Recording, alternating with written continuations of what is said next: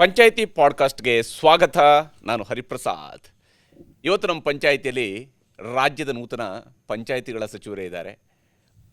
ರಾಜ್ಯದ ಗ್ರಾಮೀಣಾಭಿವೃದ್ಧಿ ಮತ್ತು ಪಂಚಾಯತ್ ರಾಜ್ ಸಚಿವರಾಗಿರುವ ಈಶ್ವರ್ ಖಂಡ್ರೆ ಅವರು ನಮ್ಮ ಜೊತೆಗಿದ್ದಾರೆ. ಅವ್ರ ಜೊತೆಗೆ ಮಾತನ್ನು ಆರಂಭಿಸ್ತೀನಿ. ಭಾಳಷ್ಟು ವಿಚಾರಗಳಿದ್ದಾವೆ. ಯಾಕಂದರೆ ಕಾಂಗ್ರೆಸ್ ಅಧಿಕಾರಕ್ಕೆ ಅವರು ಶಾಸಕರಾದ ನಂತರ ಕಾಂಗ್ರೆಸ್ ಯಾವಾಗ ಪೂರ್ಣ ಬಹುಮತದ ಸರ್ಕಾರವಾಗಿ ಅಧಿಕಾರಕ್ಕೆ ಬಂತು ಆಗೆಲ್ಲ ಅವರು ಮಂತ್ರಿಯಾಗಿ ಕೆಲಸ ಮಾಡಿದ್ದಾರೆ. ಹೀಗಾಗಿ ಮತ್ತು ಪೂರ್ಣ ಅವಧಿಯ ಮಂತ್ರಿಯಾಗಿಯೂ ಕೂಡ ಅವರು ಕೆಲಸ ಮಾಡಿರೋದ್ರಿಂದಾಗಿ ಅವರದೇ ಆದಂಥ ಅನುಭವಗಳಿದ್ದಾವೆ. ಬೀದರ್ನ ಪ್ರಭಾವಿ ನಾಯಕ ಮಾತ್ರ ಅಲ್ಲ, ಕರ್ನಾಟಕದ ಒಬ್ಬ ಪ್ರಭಾವಿ ನಾಯಕನಾಗಿ ಇವತ್ತು ಈಶ್ವರ್ ಖಂಡ್ರೆ ಅವರು ಬೆಳೆದಿರುವಂಥದ್ದು ಕೂಡ ಅವರಿಗೆ ಸಿಕ್ಕಿರುವ ಈ ಪ್ರಮುಖ ಖಾತೆ ಒಂದು ಉದಾಹರಣೆಯಾಗಿ ನಮ್ಮ ಕಣ್ಣ ಮುಂದೆ ಇರುವಂಥದ್ದು. ಈಶ್ವರ್ ಖಂಡ್ರೆ ಅವರೇ ನಮಸ್ಕಾರ. ನಮಸ್ಕಾರ, ಎಲ್ಲರಿಗೆ ನಮಸ್ಕಾರಗಳು, ಅಭಿನಂದನೆಗಳು.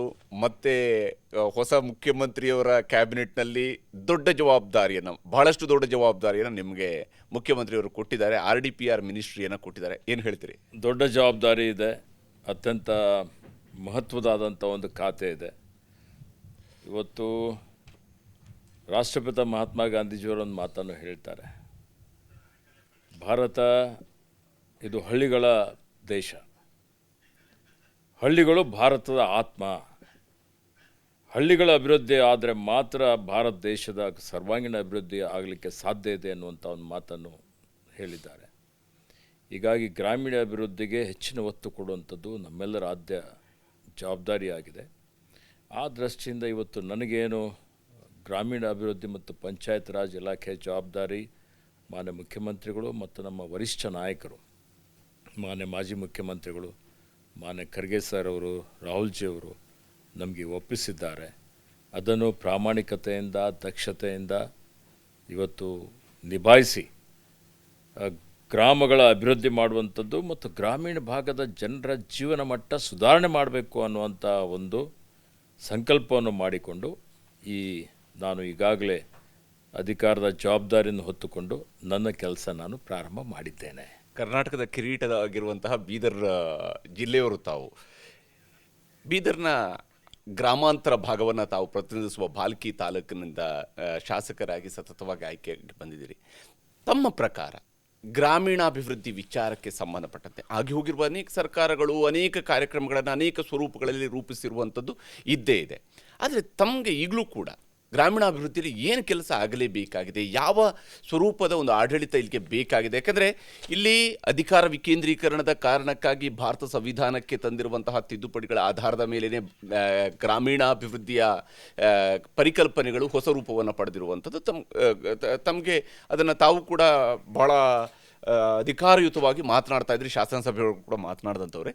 ತಮ್ಮ ಪ್ರಕಾರ ತಾವಿವಾಗ ಹೆಂಗೆ ನೋಡ್ತೀರಿ ಈ ಜವಾಬ್ದಾರಿ ಸಿಕ್ಕಾಗ ಗ್ರಾಮಗಳು ಏನನ್ನು ಬಯಸ್ತಾ ಇದ್ದಾವೆ ನಮ್ಮಲ್ಲಿ? ನೋಡಿ, ಪಂಚಾಯತ್ ರಾಜ್ ಇಲಾಖೆಯಲ್ಲಿ ಅಧಿಕಾರ ವಿಕೇಂದ್ರೀಕರಣ ಆಗಬೇಕು ಅನ್ನೋಂಥದ್ದು ಏನು ರಾಷ್ಟ್ರಪಿತ ಮಹಾತ್ಮ ಗಾಂಧೀಜಿಯವರ ಕನಸಿತ್ತು. ಆ ಕನಸನ್ನು ನಮ್ಮೆಲ್ಲರ ನೆಚ್ಚಿನ ನಾಯಕರು, ಅತ್ಯಂತ ಸ್ಫುರದ್ರೂಪಿ ಯುವ ಪ್ರಧಾನಿಯಾದಂಥ ರಾಜೀವ್ ಗಾಂಧಿಯವರು ಒಂದು ಕನಸನ್ನು ಇಟ್ಕೊಂಡಿದ್ದರು. ಇದಕ್ಕೆ ಪಂಚಾಯತಿಗಳಿಗೆ ವಿಕೇಂದ್ರೀಕರಣ ಮಾಡಿ ಹೆಚ್ಚಿನ ಒಂದು ಅಧಿಕಾರ ಕೊಡಬೇಕು ಅಂತೇಳಿ 89ರಲ್ಲಿ ಅವರು ಪ್ರಯತ್ನ ಮಾಡಿದರು. ಅದಾದಮೇಲೆ 92ರಲ್ಲಿ ಇವತ್ತು ಸಂವಿಧಾನದ 73ಕ್ಕೆ ತಿದ್ದುಪಡಿ ತಂದು ಇವತ್ತು ಪಂಚಾಯತಿಗಳಿಗೆ ಹೆಚ್ಚಿನ ಒಂದು ಅಧಿಕಾರವನ್ನು ಕೊಟ್ಟು ಅದರಲ್ಲಿ ವಿಶೇಷವಾಗಿ ಸರ್ವರಿಗೂ ಸಮಬಾಳು ಸಮಪಾಲು ಎನ್ನುವಂಥ ಒಂದು ರೀತಿಯಲ್ಲಿ ಇವತ್ತೇನು ಎಲ್ಲ ಸಮುದಾಯದವರಿಗೆ, ಮಹಿಳೆಯರಿಗೆ, ಪರಿಶಿಷ್ಟಾತಿ, ಪರಿಶಿಷ್ಟ ಪಂಗಡ, ಹಿಂದುಳಿದವರಿಗೆ, ಅಲ್ಪಸಂಖ್ಯಾತರಿಗೆ, ಎಲ್ಲ ವರ್ಗದವರಿಗೆ ಅಲ್ಲಿ ಪ್ರಾತಿನಿಧ್ಯವನ್ನು ಕೊಟ್ಟು ಪಂಚಾಯತ್ಗೆ ಹೆಚ್ಚಿನ ಒಂದು ಅಧಿಕಾರವನ್ನು ಕೊಟ್ಟು ಅವರ ಆಡಳಿತ ದೆಹಲಿಯಿಂದ ಬೆಂಗಳೂರಿಂದ ಕಾರ್ಯಕ್ರಮಗಳನ್ನು ರೂಪಿಸಿ, ಯೋಜನೆಗಳನ್ನು ರೂಪಿಸಿ, ಕ್ರಿಯಾಯೋಜನೆ ತಯಾರು ಮಾಡಿ ಅನುಷ್ಠಾನ ಮಾಡೋದಕ್ಕಿಂತಲೂ ಪಂಚಾಯತಿ ಮಟ್ಟದಲ್ಲಿ, ಗ್ರಾಮ ಮಟ್ಟದಲ್ಲಿ ಗ್ರಾಮ ಸಭೆಗಳು ಮಾಡುವಂಥದ್ದರ ಮುಖಾಂತರ ಅವರ ಆಡಳಿತ ಅವರೇ ನಡೆಸ್ಕೊಳ್ಬೇಕು ಅನ್ನುವಂಥ ಒಂದು ಕ್ರಾಂತಿಕಾರಕ ಬದಲಾವಣೆ ಇವತ್ತು ನಾವು ತಂದಿದ್ದೇವೆ. ಅಂಥ ಒಂದು ಅದನ್ನು ಜಾರಿಗೆ ಮಾಡುವಂಥ ಕೆಲಸ ಇವತ್ತು ನಾವೆಲ್ಲ ಮಾಡ್ತಾ ಇದ್ದೇವೆ. ಬೀದರ್ ಜಿಲ್ಲೆ ನೋಡಿ, ಇದು ಹಿಂದೆ ನೈಜಾಮಿನ ಆಡಳಿತದಲ್ಲಿದ್ದಂಥ ಒಂದು ಜಿಲ್ಲೆ. ಅನೇಕ ಜನ ಈ ಜಿಲ್ಲೆಯ ಕಲ್ಯಾಣ ಕರ್ನಾಟಕ ವಿಮೋಚನೆಗಾಗಿ ಹೋರಾಟ ಮಾಡಿದ್ದಂಥದ್ದು, ಕನ್ನಡಕ್ಕಾಗಿ ಹೋರಾಟ ಮಾಡಿದ್ದಂಥದ್ದು, ಗಡಿಭಾಗದಲ್ಲಿರುವಂಥ ಜಿಲ್ಲೆ. ಒಂದು ಕಡೆ ಮಹಾರಾಷ್ಟ್ರ ಇದೆ, ಒಂದು ಕಡೆ ತೆಲಂಗಾಣ ಇದೆ. ಹೀಗಾಗಿ ನಮ್ಮ ಜಿಲ್ಲೆಯ ಇತಿಹಾಸ ನೋಡಿದರೆ ಅತ್ಯಂತ ಇವತ್ತು ಭಾಳ ಶ್ರೀಮಂತವಾದಂಥ ಒಂದು ಸಾಂಸ್ಕೃತಿಕ ಹಿನ್ನೆಲೆ ಉಳ್ಳಂಥ ನಮ್ಮ ಜಿಲ್ಲೆ. 12ನೇ ಶತಮಾನದಲ್ಲಿ ವಿಶ್ವಗುರು ಬಸವಣ್ಣನವರು ಏನು ಸಮಾಜೋಧಾರ್ಮಿಕ ಕ್ರಾಂತಿ ತಂದರು ಬಸವ ಕಲ್ಯಾಣದಲ್ಲಿ. ಇವತ್ತೇನು ಅನುಭವ ಮಂಟಪ ಇದೆ, ಈ ಅನುಭವ ಮಂಟಪ ಇಡೀ ಜಗತ್ತಿನಲ್ಲೇ ಪ್ರಪ್ರಥಮವಾದಂಥ ಒಂದು ಸಂಸತ್ತು, ಪ್ರಜಾಪ್ರಭುತ್ವದ ಪರಿಕಲ್ಪನೆ ತಂದುಕೊಟ್ಟಂಥದ್ದೇ ಅನುಭವ ಮಂಟಪ. 770 ಅಮರಗಳಂಗಳು ಎಲ್ಲ 770 ಶರಣರಿಗೆ ಎಲ್ಲ ವೃತ್ತಿ ಇದ್ದಂಥವರೆಲ್ಲರಿಗೂ ಒಂದು ಕಡೆ ಸೇರಿಸಿ ಸಮಾಜದಲ್ಲೇ ಒಂದು ಸ್ವಾತಂತ್ರ್ಯ, ಸಮಾನತೆ, ಕಾಯಕ, ದಾಸೋಹ, ಸಹೋದರತ್ವ, ಸಹಬಾಳ್ವೆ ತಳದೆ ಮೇಲೆ ವರ್ಗರಹಿತವಾದಂಥದ್ದು, ವರ್ಣರಹಿತವಾದಂಥ ಸಮಾಜ ನಿರ್ಮಾಣ ಮಾಡಬೇಕು ಅನ್ನುವಂಥದ್ದಕ್ಕೆ ಅವರು ಹೋರಾಟ ಮಾಡಿದಂಥದ್ದು. ಅದೇ ನಮ್ಮ ಸಂವಿಧಾನದಲ್ಲಿದೆ. ಅದೇ ಡಾಕ್ಟರ್ ಬಾಬಾ ಸಾಹೇಬ್ ಅಂಬೇಡ್ಕರ್ ಅವರು ಸಂವಿಧಾನವನ್ನು ನಮಗೆ ಕೊಟ್ಟಂಥದ್ದು. ಇಂಥ ಒಂದು ಜಿಲ್ಲೆ, ಅಲ್ಲಿ ಗುರುನಾನಕ್ ದೇವ್ರು ಬಂದಂಥ ನರಸಿಂಹ ಜರ್ಣ ಇದೆ, ಅಲ್ಲಿ ದೊಡ್ಡ ಒಂದು ಚರ್ಚ್ ಇದೆ, ಅಲ್ಲಿ ಒಂದು ದೊಡ್ಡ ಮೊಹಮ್ಮದ್ ಗವಾನ್ ಕಾಲದಲ್ಲಿ ಇನ್ನು ಅಂತಾರಾಷ್ಟ್ರೀಯ ಮಟ್ಟದ ಯೂನಿವರ್ಸಿಟಿ ಇದೆ. ಅಂದರೆ ಸರ್ವಧರ್ಮ ಸಮನ್ವಯ. ಇವತ್ತೇನು ನಾವು ಯಾವ ರೀತಿಯಲ್ಲಿ ಕರ್ನಾಟಕ ಇವತ್ತೊಂದು ಶಾಂತಿಯ ತೋಟ ಅಂತ ಹೇಳ್ತೀವಲ್ಲ, ಅದನ್ನು ನೈಜವಾಗಿ ನೋಡಬೇಕು ಅಂತ ಹೇಳಿದ್ರೆ ನಮ್ಮ ಬೀದರ್ ಜಿಲ್ಲೆ ಅಂತೇಳಿ ಭಾಳ ಹೆಮ್ಮೆಯಿಂದ ನಾನು ಹೇಳಲಿಕ್ಕೆ ಬಯಸ್ತಾ ಇದ್ದೀನಿ. ಅಲ್ಲಿಂದ ನಾನು ಬಂದಿದ್ದೇನೆ. ನಮ್ಮ ತಂದೆಯವರು ಇವತ್ತು ಅವ್ರು ಮಾಡಿದಂಥ ಸಾಧನೆ, ಅವರು ನೋಡಿದ್ದೀರಿ. ಆ ವಿಚಾರಗಳ ಬಗ್ಗೆ ಬರ್ತೀನಿ, ನಾನು ಮತ್ತೆ ಬರ್ತೀನಿ, ನಿಮ್ಮ ಜೊತೆ ಮಾತಾಡ್ತೀನಿ. ನಿಮ್ಮ ವೈಯಕ್ತಿಕ ವಿಚಾರಗಳ ಬಗ್ಗೆ, ನಿಮ್ಮ ತಂದೆಯವರ ಬಗ್ಗೆ ಮಾತನಾಡಲೇಬೇಕು. ಆದರೆ ತಾವು ಹೇಳಿದ್ರಿ ಬಸವಾದಿ ಶರಣರು ಪ್ರಜಾಪ್ರಭುತ್ವದ ಪ್ರವರ್ತಕರು. ಯಾಕಂದರೆ ಅಲ್ಲಿಂದ ನಮ್ಮ ಪ್ರಜಾಪ್ರಭುತ್ವದ ಪರಿಕಲ್ಪನೆ ಮ್ಯಾಗ್ನಾ ಕಾರ್ಟಾಗಿಂತ ಮೊದಲೇ ಭಾರತದಲ್ಲಿ, ನಮ್ಮ ರಾಜ್ಯದಲ್ಲಿ ನಮ್ಮ ಬಸವಾದಿ ಶರಣರು ಶುರು ಮಾಡಿರುವಂಥ ಆ ಪ್ರಜಾಪ್ರಭುತ್ವದ ಪರಿಕಲ್ಪನೆ. ಅಥವಾ ಪಂಚಾಯತ್ ರಾಜ್ನ ಪರಿಕಲ್ಪನೆಗೆ ಬಂದಾಗ ನೀವು ಹೇಳಿದ್ರಿ ರಾಜೀವ್ ಗಾಂಧಿ ಅವರು ಅಫ್ಕೋರ್ಸ್ ಅವರು ಸಂವಿಧಾನದ ತಿದ್ದುಪಡಿ ತಂದರು. ಆದರೆ ಪಂಚಾಯತ್ ರಾಜ್ ವಿಚಾರದಲ್ಲೂ ಕೂಡ ಕರ್ನಾಟಕನೇ ಮೊದಲ ರಾಜ್ಯ. ಅದು ಮಂಡಲ ಪಂಚಾಯತ್, ಜಿಲ್ಲಾ ಪರಿಷತ್ಗಳ ಮೂಲಕವಾಗಿ ಮಾಡಿದಂತಹ ರಾಜ್ಯ ನಮ್ಮ ರಾಜ್ಯ. ನಜೀರ್ ಸಾಬ್ರಂಥವರು ಇವತ್ತು ಕೂಡ ಪಂಚಾಯತ್ ರಾಜ್ ಅನ್ನುವಂಥ ವಿಚಾರಗಳು ಬಂದಾಗ ಅಥವಾ ಗ್ರಾಮೀಣಾಭಿವೃದ್ಧಿ ಅನ್ನೋ ವಿಚಾರಕ್ಕೆ ಬಂದಾಗ ಒಂದು ಹೆಸರು ನಮ್ಮಲ್ಲಿ ಇವತ್ತು ಚಿರಸ್ಥಾಯಿಯಾಗಿ ಉಳ್ಕೊಂಡಿರುವಂಥದ್ದು ನಜೀರ್ ಸಾಬ್ರ ಹೆಸರಿದೆ. ಹೀಗಿರುವಾಗ ಅಂದರೆ ನಮ್ಮಲ್ಲಿ ಮಾಡೆಲ್ಗಳು ನಮ್ಮ ನಡುವೆ ಇದೆ, ನಮಗೆ ಇರುವಂತಹ ಮಾದರಿಗಳು ಇದ್ದಾವೆ. ಅದನ್ನ ಇನ್ನಷ್ಟು ವಿಸ್ತರಿಸುವಂತಹದ್ದು ದೊಡ್ಡ ಜವಾಬ್ದಾರಿ, ಅದು ಬಹಳ ದೊಡ್ಡ ಟಾರ್ಗೆಟ್ ಆಗುತ್ತೆ. ಒಂದು ಸ್ಕೇಲ್ ನಮ್ಮಲ್ಲಿ ಬಹಳ ಎತ್ತರದ ಒಂದು ಉನ್ನತವಾದಂಥ ಸ್ಕೇಲ್ ನಮ್ಮಲ್ಲಿ ಆಲ್ರೆಡಿ ರೆಡಿ ಆಗಿದೆ. ಹೀಗಾಗಿ ಈ 2 ವರ್ಷ ಏನು ಈಶ್ವರ್ ಖಂಡ್ರೆಯವರ ಮುಂದೆ ಇರುವಂಥದ್ದು ಇನ್ನು ಮುಂದಿನ 2 ವರ್ಷ ಮಾತ್ರ. ಇಲ್ಲಿ ಈಶ್ವರ್ ಖಂಡ್ರೆಯವರ ವೇಗ ಎಷ್ಟಿರಬೇಕಾಗತ್ತೆ, ಎಷ್ಟು ಮಟ್ಟಿಗೆ ಆ ವೇಗಕ್ಕೆ ನೀವು ರೆಡಿ ಆಗಿದ್ದೀರಿ ಅಂತ? ಅವರಿಗೆ ಇದರಲ್ಲಿ ನನ್ನ ಮೊದಲನೇ ಆದ್ಯತೆ ಗ್ರಾಮೀಣ ಭಾಗದಲ್ಲಿರುವಂಥ ಜನರಿಗೆ ಶುದ್ಧ ಕುಡಿಯೋ ನೀರು ಕೊಡುವಂಥದ್ದು. ನೀರು ಜೀವಜಲ. ಬೆಳಿಗ್ಗೆ ಎದ್ದರೆ ಎಲ್ರಿಗೂ ನೀರು ಬೇಕು. ಕರ್ನಾಟಕ ರಾಜ್ಯದಲ್ಲಿ ಸುಮಾರು 31 ಜಿಲ್ಲೆಗಳಿದ್ದಾವೆ. ಸುಮಾರು ಇಲ್ಲಿ ನೋಡಿ ಸುಮಾರು 239 ತಾಲೂಕುಗಳಿದ್ದಾವೆ. ಸುಮಾರು 5,928 ಗ್ರಾಮ ಪಂಚಾಯತಿಗಳಿದ್ದಾವೆ. 30,787 ಗ್ರಾಮಗಳಿದ್ದಾವೆ. ಒಟ್ಟು ಜನಸಂಖ್ಯೆ ನಮ್ಮ 6,10,00,000 ಜನಸಂಖ್ಯೆಯಲ್ಲಿ 3,78,00,000 ಜನ ಗ್ರಾಮೀಣ ಭಾಗದಲ್ಲಿ ವಾಸ ಮಾಡ್ತಾ ಇದ್ದಾರೆ. ಅಂದರೆ ಈ ರಾಜ್ಯದ 61% ಜನ ಇವತ್ತು ಗ್ರಾಮೀಣ ಭಾಗದಲ್ಲಿ ವಾಸ ಮಾಡ್ತಾ ಇದ್ದಾರೆ. ಅವರ ಜೀವನ ಮಟ್ಟ ಸುಧಾರಣೆ ಆಗಬೇಕು, ಅವರು ಆರೋಗ್ಯಕರವಾಗಿ ಬೆಳಿಬೇಕು ಅನ್ನೋಂಥದ್ದು. ಆರೋಗ್ಯ ಚೆನ್ನಾಗಿರಬೇಕು ಅಂತ ಹೇಳಿದರೆ ಶುದ್ಧ ಗಾಳಿ ಬೇಕು, ಶುದ್ಧ ನೀರು ಬೇಕು, ಒಳ್ಳೆಯ ಗುಣಮಟ್ಟದ ಆಹಾರ ಬೇಕು ಅವರಿಗೆ, ಮತ್ತು ಎಲ್ಲ ರೀತಿಯ ಮೂಲ ಸೌಕರ್ಯ ಅವರಿಗೆ ಬೇಕು.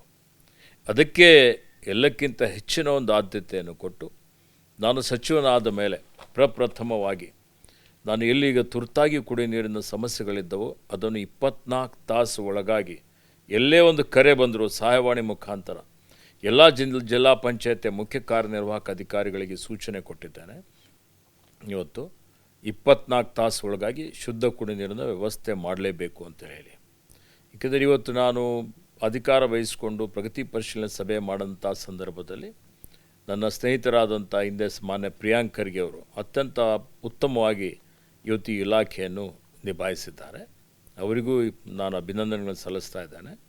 ಮತ್ತು ಈಗ ಮುಂದೆ ಭಾಳಷ್ಟು ಸವಾಲುಗಳಿದ್ದಾವೆ. ಈಗ ಮಳೆಗಾಲ ಪ್ರಾರಂಭ ಆಗಿದೆ, ಮುಂಗಾರು ಪ್ರಾರಂಭ ಆಗಿದೆ. ಕಲುಷಿತ ನೀರು ಎಲ್ಲೂ ಯಾರಿಗೂ ಹೋಗಬಾರದು. ಅದಕ್ಕೆ ಕಟ್ಟೆಚ್ಚರ ವಹಿಸುವಂತೆ ಅದಕ್ಕೆ ಒಂದು SOP ಈಗಾಗಲೇ ಇದೆ, ಅದು ಇನ್ನೂ ಬಲಪಡಿಸುವಂತೆ ನಾನು ಈಗಾಗಲೇ ಅವರಿಗೆ ಹೇಳಿದ್ದೇನೆ. ಅಂದರೆ ಇವತ್ತೇನಾಗ್ತದೆ ಗ್ರಾಮೀಣ ಭಾಗದಲ್ಲಿ ಅನೇಕ ಸಲ ನಾವು ನೋಡಿದ್ದೇವೆ, ಕಲುಷಿತ ನೀರು ಶುದ್ಧ ಕುಡಿಯುವ ನೀರಿನ ಜೊತೆಯಲ್ಲಿ ಸೇರಿ ಸರಬರಾಜು ಆಗಿದ್ದಾಗ ಜನ ಅಸ್ವಸ್ಥಗೊಳ್ತಾರೆ. ಅನೇಕ ಕಡೆ ಇವತ್ತು ಮೃತಪಟ್ಟಿದ್ದು ನಾವು ನೋಡಿದ್ದೇವೆ. ಇದು ಯಾವುದೇ ಕಾರಣಕ್ಕಾಗಿ ಆಗಬಾರ್ದು ಅಂತೇಳಿ ನಮ್ಮಲ್ಲಿರುವಂಥ ಅನೇಕ ಏನು ಓವರ್ಹೆಡ್ ಟ್ಯಾಂಕ್ಸ್ ಇದ್ದಾವೆ ಅದರ ಸ್ವಚ್ಛತೆ ಮಾಡುವಂಥದ್ದು, ನೀರಿನ ಮೂಲ ಏನಿದೆ ಮತ್ತು ಎಂಡ್ ಯೂಸರ್ಸ್ ಕೊನೆಯದಾಗಿ ಯಾರು ನೀರು ಉಪಯೋಗ ಮಾಡ್ತಾರೆ ಆ ನೀರು ಸಾವಿರಾರು ಟೆಸ್ಟ್ಗಳು ಮಾಡಬೇಕು ಅಂತೇಳಿ ಈಗಾಗಲೇ ಹೇಳಿದ್ದೇವೆ.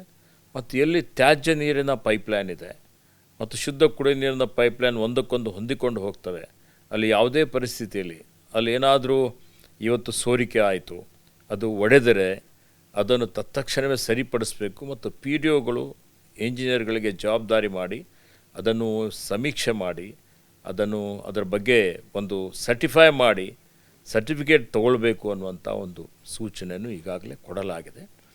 ಅಧಿಕಾರಿಗಳು ಕೆಲಸ ಮಾಡ್ತಾ ಇದ್ದಾರೆ. ಅದರ ಜೊತೆಯಲ್ಲಿ ಮುಂದಿನ 30 ವರ್ಷಗಳವರೆಗೆ ಕುಡಿಯುವ ನೀರಿನ ಸಮಸ್ಯೆ ನಮ್ಮ ರಾಜ್ಯದ ಜನರಿಗೆ ಆಗಬಾರದು. ಆ ರೀತಿಯಲ್ಲಿ 30 ವರ್ಷಗಳಲ್ಲಿ ಆಯಾ ಗ್ರಾಮಗಳ ಏನು ಜನಸಂಖ್ಯೆ ಹೆಚ್ಚಳ ಆಗ್ತದೆ ಅದಕ್ಕನುಗುಣವಾಗಿ ಈಗೇನು ಜಲ್ ಜೀವನ್ ಮಿಷನ್ ಇದೆ, ಹಿಂದೆ UPA ಸರ್ಕಾರ ಇದ್ದಾಗ ಇದೇ ರಾಷ್ಟ್ರೀಯ ಗ್ರಾಮೀಣ ಕುಡಿಯುವ ನೀರಿನ ಯೋಜನೆ ಅಂತಿತ್ತು. ಅದನ್ನೇ ಈಗ ಮಾರ್ಪಾಡು ಮಾಡಿ ಜಲ್ ಜೀವನ್ ಮಿಷನ್ ಅಂತ ಆಗಿದೆ. ನಾನು ನೋಡಿದ್ದೇನೆ ಬೀದರ್ನಲ್ಲಿ ಶಾಸಕನಾಗಿ ನಾವು ಅನೇಕ ಕಾರ್ಯಕ್ರಮಗಳು ಅನೇಕ ಯೋಜನೆಗಳು ಜಾರಿಗೆ ತಂದಿದ್ದೇವೆ ಕುಡಿಯುವ ನೀರಿಗಾಗಿ. ಆದರೆ ಶಾಶ್ವತ ಕುಡಿಯುವ ನೀರಿನ ಮೂಲ ಇಲ್ಲದೆ ನಾವೇನು ಯೋಜನೆಯನ್ನು ರೂಪಿಸುತ್ತೇವೆ, ಬೋರ್ವೆಲ್ಗಳು ಹಾಕ್ತೇವೆ. ಅನೇಕ ಕಾರಣಗಳಿಂದ ಸುಮಾರು ಜನ ಅಡ್ಡಾದಿಡ್ಡಿಯಾಗಿ ಬೋರ್ವೆಲ್ ಹೊಡೆದು ಬಿಡ್ತಾರೆ. ಈ ಬೋರ್ವೆಲ್ ಕೊರೆದ ಮೇಲೆ ಇವತ್ತು ಅಂತರ್ಜಲ ಮಟ್ಟ ಕುಸಿದು ಹೋಗ್ತದೆ. ಕುಡಿಯೋ ನೀರಿಗಾಗಿ ನಾವು ಬೋರ್ವೆಲ್ ಕೊರೆದಂಥದ್ದು ಅದು ಬತ್ತಿ ಹೋಗ್ತದೆ. ಹೀಗಾಗಿ ಯೋಜನೆಯೇ ಸಂಪೂರ್ಣವಾಗಿ ವಿಫಲ ಆಗ್ತದೆ. ಆ ರೀತಿಯಲ್ಲಿ ಅನೇಕ ವರ್ಲ್ಡ್ ಬ್ಯಾಂಕ್ ಯೋಜನೆಗಳಿರ್ಬೋದು, ಜಲ್ ನಿರ್ಮಲ್ ಯೋಜನೆಗಳಿರ್ಬೋದು, ಇವತ್ತು ರಾಜ್ಯದ ಯೋಜನೆಗಳಿರ್ಬೋದು, ಅನೇಕ ಕುಡಿಯುವ ನೀರಿನ ಯೋಜನೆಗಳು ವಿಫಲವಾಗಿದ್ದಂಥದ್ದು ನಾನು ಶಾಸಕನಾಗಿ ನನ್ನ ಕಣ್ಣಿನಿಂದ ನೋಡಿದ್ದೇನೆ. ನಮ್ಮ ಅಧಿಕಾರಿಗಳು ಈಗ ಜಲ್ ಜೀವನ್ ಮಿಷನ್ ಅಡಿಯಲ್ಲಿ ಈಗೇನು ಸಿಂಗಲ್ ವಿಲೇಜ್ ಸ್ಕೀಮ್ ಅಂತ ಮಾಡಿದ್ದಾರೆ. ಸಾವಿರಾರು ಯೋಜನೆಗಳಿದ್ದಾವೆ, ಅದರಲ್ಲಿ ಸಾಕಷ್ಟು ಪ್ರಗತಿ ಆಗಿದೆ. ಮಲ್ಟಿ ವಿಲೇಜ್ ಸ್ಕೀಮ್ ಇದೆ. ಈ ಬಹುಗ್ರಾಮ ಕುಡಿಯುವ ನೀರಿನ ಯೋಜನೆ ಏನಿದೆ ಇದು ಶಾಶ್ವತವಾದಂಥ ಒಂದು ಕುಡಿಯುವ ನೀರು ಗ್ರಾಮೀಣ ಭಾಗದ ಜನರಿಗೆ ಕೊಡುವಂಥದ್ದು. ಅದೇ ಈ ಯೋಜನೆ ನಡೀತಾ ಇದೆ. ಖಂಡ್ರೆ ನೀವು ಒಂದು ಮಾತ್ರ ಹೇಳಿದ್ರಿ ಇವಾಗಲೇ, ಮತ್ತು ಅದು ಬಹಳ ಸಮಂಜಸವಾದಂಥದ್ದು ಕೂಡ. ಇದ್ರ ಬಗ್ಗೆ ನಾವು 10 ವರ್ಷಗಳಿಂದ ಇದ್ರ ಬಗ್ಗೆ ಚರ್ಚೆ ಮಾಡ್ತಾ ಇದ್ದೀವಿ. ನಮ್ಮಲ್ಲಿ ಅಂತರ್ಜಲ ಕುಸಿಯುತ್ತೆ, ಬೋರ್ವೆಲ್ಗಳು ಹೊಡೆಯೋದು ವೈಜ್ಞಾನಿಕವಾಗಿ ಹೊಡೆಯುವಂಥದ್ದು ಅಥವಾ ತಮ್ಮ ಬೇಕಾದ ರೀತಿಯಲ್ಲಿ ಹೊಡಿತಿರುವಂಥದ್ದು ಇದೆಲ್ಲವೂ ಕೂಡ ಇತ್ತು. ಆದರೆ ನಾವೆಲ್ಲೂ ಕೂಡ ಅಂತರ್ಜಲ ಹೆಚ್ಚಳದ ಕಡೆಗೆ ಅದರವಾದಂಥ ಆದ್ಯತೆಯನ್ನು ಕೊಡ್ತಿಲ್ಲ. ಗ್ರಾಮೀಣಾಭಿವೃದ್ಧಿ ಇಲಾಖೆಯಿಂದಲೂ ಕೂಡ ಇದು ಬಹಳ ತ್ವರಿತಗತಿಯಲ್ಲಿ ನಡೀಬೇಕಾಗಿತ್ತು. ಬಹುಶಃ ಸಣ್ಣ ನೀರಾವರಿ ಇಲಾಖೆಯನ್ನು ಕೈ ಜೋಡಿಸ್ಕೊಂಡ್ರೆ ಅದು ಇನ್ನಷ್ಟು ವೇಗವಾಗಿ ಮಾಡೋದಕ್ಕೆ ಸಾಧ್ಯತೆ. ಈ ನಿಟ್ಟಿನಲ್ಲಿ ಏನಾದರೂ, ಯಾಕಂದರೆ ಸುಮ್ಮನೆ ನಾವು ಸಮಸ್ಯೆಗಳ ಬಗ್ಗೆ ಹೇಳ್ತಾ ಇದ್ವಿ ಹೊರತು ಪರಿಹಾರದ ಕಡೆ ಯೋಚನೆ ಮಾಡಲಿಲ್ಲ. ಅನೇಕ ಮಾಡೆಲ್ಗಳು ನಮ್ಮ ಮುಂದಿದ್ದಾವೆ. ವಿಶೇಷವಾಗಿ ತಾವು ಬರುವಂತಹ ಜಿಲ್ಲೆ, ಅಲ್ಲಿ ನದಿಗಳೇನು ಇಲ್ಲದೇ ಇರುವಂತಹದ್ದು, ಅಲ್ಲಿ ಕೆರೆ ಆಧಾರಿತವಾಗಿರುವಂಥ ಒಂದು ಕಾರಂಜ ಜಲಾಶಯವನ್ನು ಹೊರತುಪಡಿಸಿ ಬೇರೆ ದೊಡ್ಡದಾದಂಥ ನೀರಾವರಿ ಪ್ರಾಜೆಕ್ಟ್ ಇಲ್ಲದಿರುವಂತಹ ಜಿಲ್ಲೆ. ತಮಗೆ ಈ ಅಂತರ್ಜಲದ ಬಗ್ಗೆ ಬಹುಶಃ ಕರ್ನಾಟಕದ ಎಲ್ಲರಿಗಿಂತ ಹೆಚ್ಚು ಮಾಹಿತಿ ತಮಗೆ ಇರುತ್ತೆ ಮತ್ತು ಅದರ ಬಗ್ಗೆ ಕಾಳಜಿ ಕೂಡ ಇರುತ್ತೆ. ನಿಮ್ಮಿಂದ ಅದನ್ನು ನಿರೀಕ್ಷೆ ಮಾಡಬಹುದಾ ಕರ್ನಾಟಕದ ಗ್ರಾಮಗಳು? ಈಗಾಗಲೇ ನಾನು ಈ ವಿಷಯದ ಬಗ್ಗೆ ಅಂತರ್ಜಲ ಮಟ್ಟ ಹೆಚ್ಚಿಗೆ ಮಾಡಲಿಕ್ಕೆ ಕಾರ್ಯಕ್ರಮ ರೂಪಿಸಬೇಕು ಅಂತೇಳಿ ಮೊನ್ನೆ ನಡೆದಂಥ ನಮ್ಮ ಸಭೆಯಲ್ಲಿ ಅಧಿಕಾರಿಗಳಿಗೆ ಸೂಚನೆಯನ್ನು ಕೊಟ್ಟಿದ್ದೇನೆ. ನೋಡಿ, ಕರ್ನಾಟಕ ರಾಜ್ಯದಲ್ಲಿ ಸುಮಾರು 20% ಅಂದರೆ ಈ ಪಶ್ಚಿಮ ಘಟ್ಟಗಳೇನು ಬರ್ತವೆ ಇವತ್ತು, ಈ ಪಶ್ಚಿಮ ಘಟ್ಟ ಅಂದರೆ ನಿಮ್ಮ ಮಂಗಳೂರು ಇದೆ, ಉಡುಪಿ ಇದೆ, ಕಾರವಾರ ಇದೆ, ಶಿವಮೊಗ್ಗ ಇದೆ, ಹಾಸನ ಇದೆ, ಚಾಮರಾಜನಗರ ಇದೆ, ಮೈಸೂರಿದೆ, ಚಿಕ್ಕಮಗಳೂರಿದೆ. ಈ ಎಲ್ಲ ಜಿಲ್ಲೆಗಳಲ್ಲಿ ಅತ್ಯಂತ ಶ್ರೀಮಂತವಾದಂಥ ಒಂದು ಜೀವ ವೈವಿಧ್ಯಮಯವಾದಂಥ ಒಂದು ತಾಣಗಳಿದೆ. ಅನೇಕ ಪ್ರಭೇದಗಳ ಸಸ್ಯಗಳು, ಕೀಟಗಳು, ಇವತ್ತು ಪಕ್ಷಿಗಳು ಎಲ್ಲವೂ ಇದೆ. ಮೊನ್ನೆಷ್ಟು ನೀವು ಅರಣ್ಯದಲ್ಲಿ ಹೌದು, ಅದಕ್ಕೆ ಅದು ಬಹಳ 8ನೇ ಹಾಟ್ಸ್ಪಾಟ್ ಅಂತ ಹೇಳ್ತೀವಿ. ಹೌದೌದು, ಇವತ್ತು ಜಗತ್ತಿನಲ್ಲೇನೆ. ಹೌದು, ಇದನ್ನು ಸಂರಕ್ಷಣೆ ಮಾಡುವಂಥದ್ದು ಜವಾಬ್ದಾರಿ ಇದು ಗ್ರಾಮೀಣ ಅಭಿವೃದ್ಧಿಗೂ ಬರುತ್ತೆ. ಹೌದು, ಇದು ಈ ವಿಷಯದ ಬಗ್ಗೆ, ಅಭಿವೃದ್ಧಿ ಬಗ್ಗೆ. ಹೌದು. ಹೀಗಾಗಿ ಎಲ್ಲ ನದಿಗಳ ಮೂಲ ಅಂದರೆ ಇವತ್ತು ಕೃಷ್ಣಾ ನದಿ ಇರ್ಬೋದು, ಕಾವೇರಿ ನದಿ ಇರ್ಬೋದು, ತುಂಗಭದ್ರಾ ನದಿ ಇರ್ಬೋದು, ನೇತ್ರಾವತಿ ಇರ್ಬೋದು. ಇವತ್ತು ಇವೆಲ್ಲ ನದಿಗಳಿಗೆ, 10 ನದಿಗಳಿಗೆ ಮೂಲ ಅಂತ ಹೇಳಿದರೆ ಶುಲಾ ಫಾರೆಸ್ಟು, ಪಶ್ಚಿಮ ಘಟ್ಟ. ಈ ಪಶ್ಚಿಮ ಘಟ್ಟ ಹೊರತುಪಡಿಸಿ ಇವತ್ತು ಈ ನಮ್ಮ ಭಾಗ ಇದೆ 75%, 80%. ನಮ್ಮ ಭಾಗದಲ್ಲಿ ಯಾವುದೇ ನದಿಗಳಿಲ್ಲ. ಮತ್ತು ನಮ್ಮದು ಒಣ ಪ್ರದೇಶ, ರಾಜಸ್ಥಾನ್ ನಂತರ ಎರಡನೇ ಅತ್ಯಂತ ಇವತ್ತು ಡ್ರೈ ಲ್ಯಾಂಡ್ ಅಂದರೆ ಒಣ ಪ್ರದೇಶ ಅಂತ ಹೇಳಿದರೆ ಅದು ಕರ್ನಾಟಕ ಅಂತ ಹೇಳ್ತೀವಿ. ಕರ್ನಾಟಕದ ಉತ್ತರ ಭಾಗ ವಿಶೇಷ ಕರ್ನಾಟಕದ ಉತ್ತರ ಭಾಗದಲ್ಲಿ ಈಗ ನೀರು ಕೊಡುವಂಥದ್ದು ಒಂದು ದೊಡ್ಡ ಸವಾಲಿದೆ. ಹೌದು.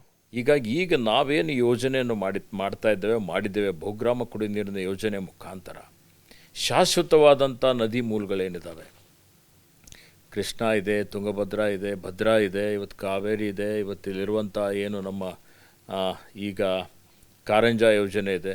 ಇದರಿಂದ 30 ವರ್ಷಗಳವರೆಗೆ ಯೋಜನೆ ಹಾಕ್ಕೊಂಡು ಸ್ವಲ್ಪ ದೂರ ಆದರೂ ಪರವಾಗಿಲ್ಲ, ಒಂದು 200-300 ಕಿಲೋಮೀಟ್ರ್ ಆದರೂ ಪರವಾಗಿಲ್ಲ, ಅಲ್ಲಿಂದ ಇವತ್ತು ಪೈಪ್ಲೈನ್ ಮಾಡಿ ಅಲ್ಲೇ ಒಂದು ರೈಸಿಂಗ್ ಮೇನ್ ಹಾಕಿ, ಜಾಕ್ವೆಲ್ಸ್ ಹಾಕಿ, ಅಲ್ಲಿ ವಾಟರ್ ಟ್ರೀಟ್ಮೆಂಟ್ ಪ್ಲ್ಯಾಂಟ್ ಹಾಕಿ ಶಾಶ್ವತವಾದಂಥ ಕುಡಿ ನೀರಿನ ಯೋಜನೆ ಮಾಡುವಂಥದ್ದಕ್ಕೆ ಈಗಾಗಲೇ ಅನೇಕ ಯೋಜನೆಗಳು ಪ್ರಾರಂಭ ಆಗಿದ್ದಾವೆ, ನಡೀತಾ ಇದ್ದಾವೆ. ಇನ್ನೂ ಕೆಲವೊಂದು ಮಾಡಬೇಕಾಗಿದೆ. ಈಗ ಎತ್ತಿನಹೊಳೆ ಯೋಜನೆಯೂ ಇದೆ ನಮ್ಮ ಮುಂದೆಗಡೆ. ಹೀಗಾಗಿ ಇವೆಲ್ಲ ಯೋಜನೆಗಳು ನಾವು ಸಮರ್ಪಕವಾಗಿ ಗುಣಮಟ್ಟದಿಂದ ಕೂಡಿದಂಥ ಏನು ಕುಡಿ ನೀರಿನ ಯೋಜನೆಗಳು ಪೂರ್ಣಗೊಳಿಸಿದರೆ ಕರ್ನಾಟಕ ರಾಜ್ಯದ ಗ್ರಾಮೀಣ ಭಾಗದ ಜನರ ಜೀವನ ಮಟ್ಟ ಸುಧಾರಣೆ ಆಗ್ತದೆ, ಎಲ್ರಿಗೂ ಶುದ್ಧ ಕುಡಿಯುವ ನೀರು ಸಿಗ್ತದೆ, ಮತ್ತು ಕುಡಿಯುವ ನೀರಿನ ಸಮಸ್ಯೆ ಶಾಶ್ವತವಾಗಿ ಪರಿಹಾರ ಆಗ್ತದೆ. ಬೇಸಿಗೆ ಬರ್ಬೋದು ಅಥವಾ ಬರ ಬರ್ಬೋದು ಅಥವಾ ಏನೇ ಕಾರಣಕ್ಕಾಗಿ ಕುಡಿಯುವ ನೀರಿನ ಸಮಸ್ಯೆ ಆಗೋದಿಲ್ಲ. ಆ ರೀತಿಯಲ್ಲಿ ಯೋಜನೆ ರೂಪಿಸುವಂಥ ಒಂದು ಕೆಲಸ ನಾನು ಮಾಡಬೇಕು ಅನ್ನೋಂಥ ಉದ್ದೇಶವನ್ನು ಇಟ್ಟುಕೊಂಡಿದ್ದೇನೆ.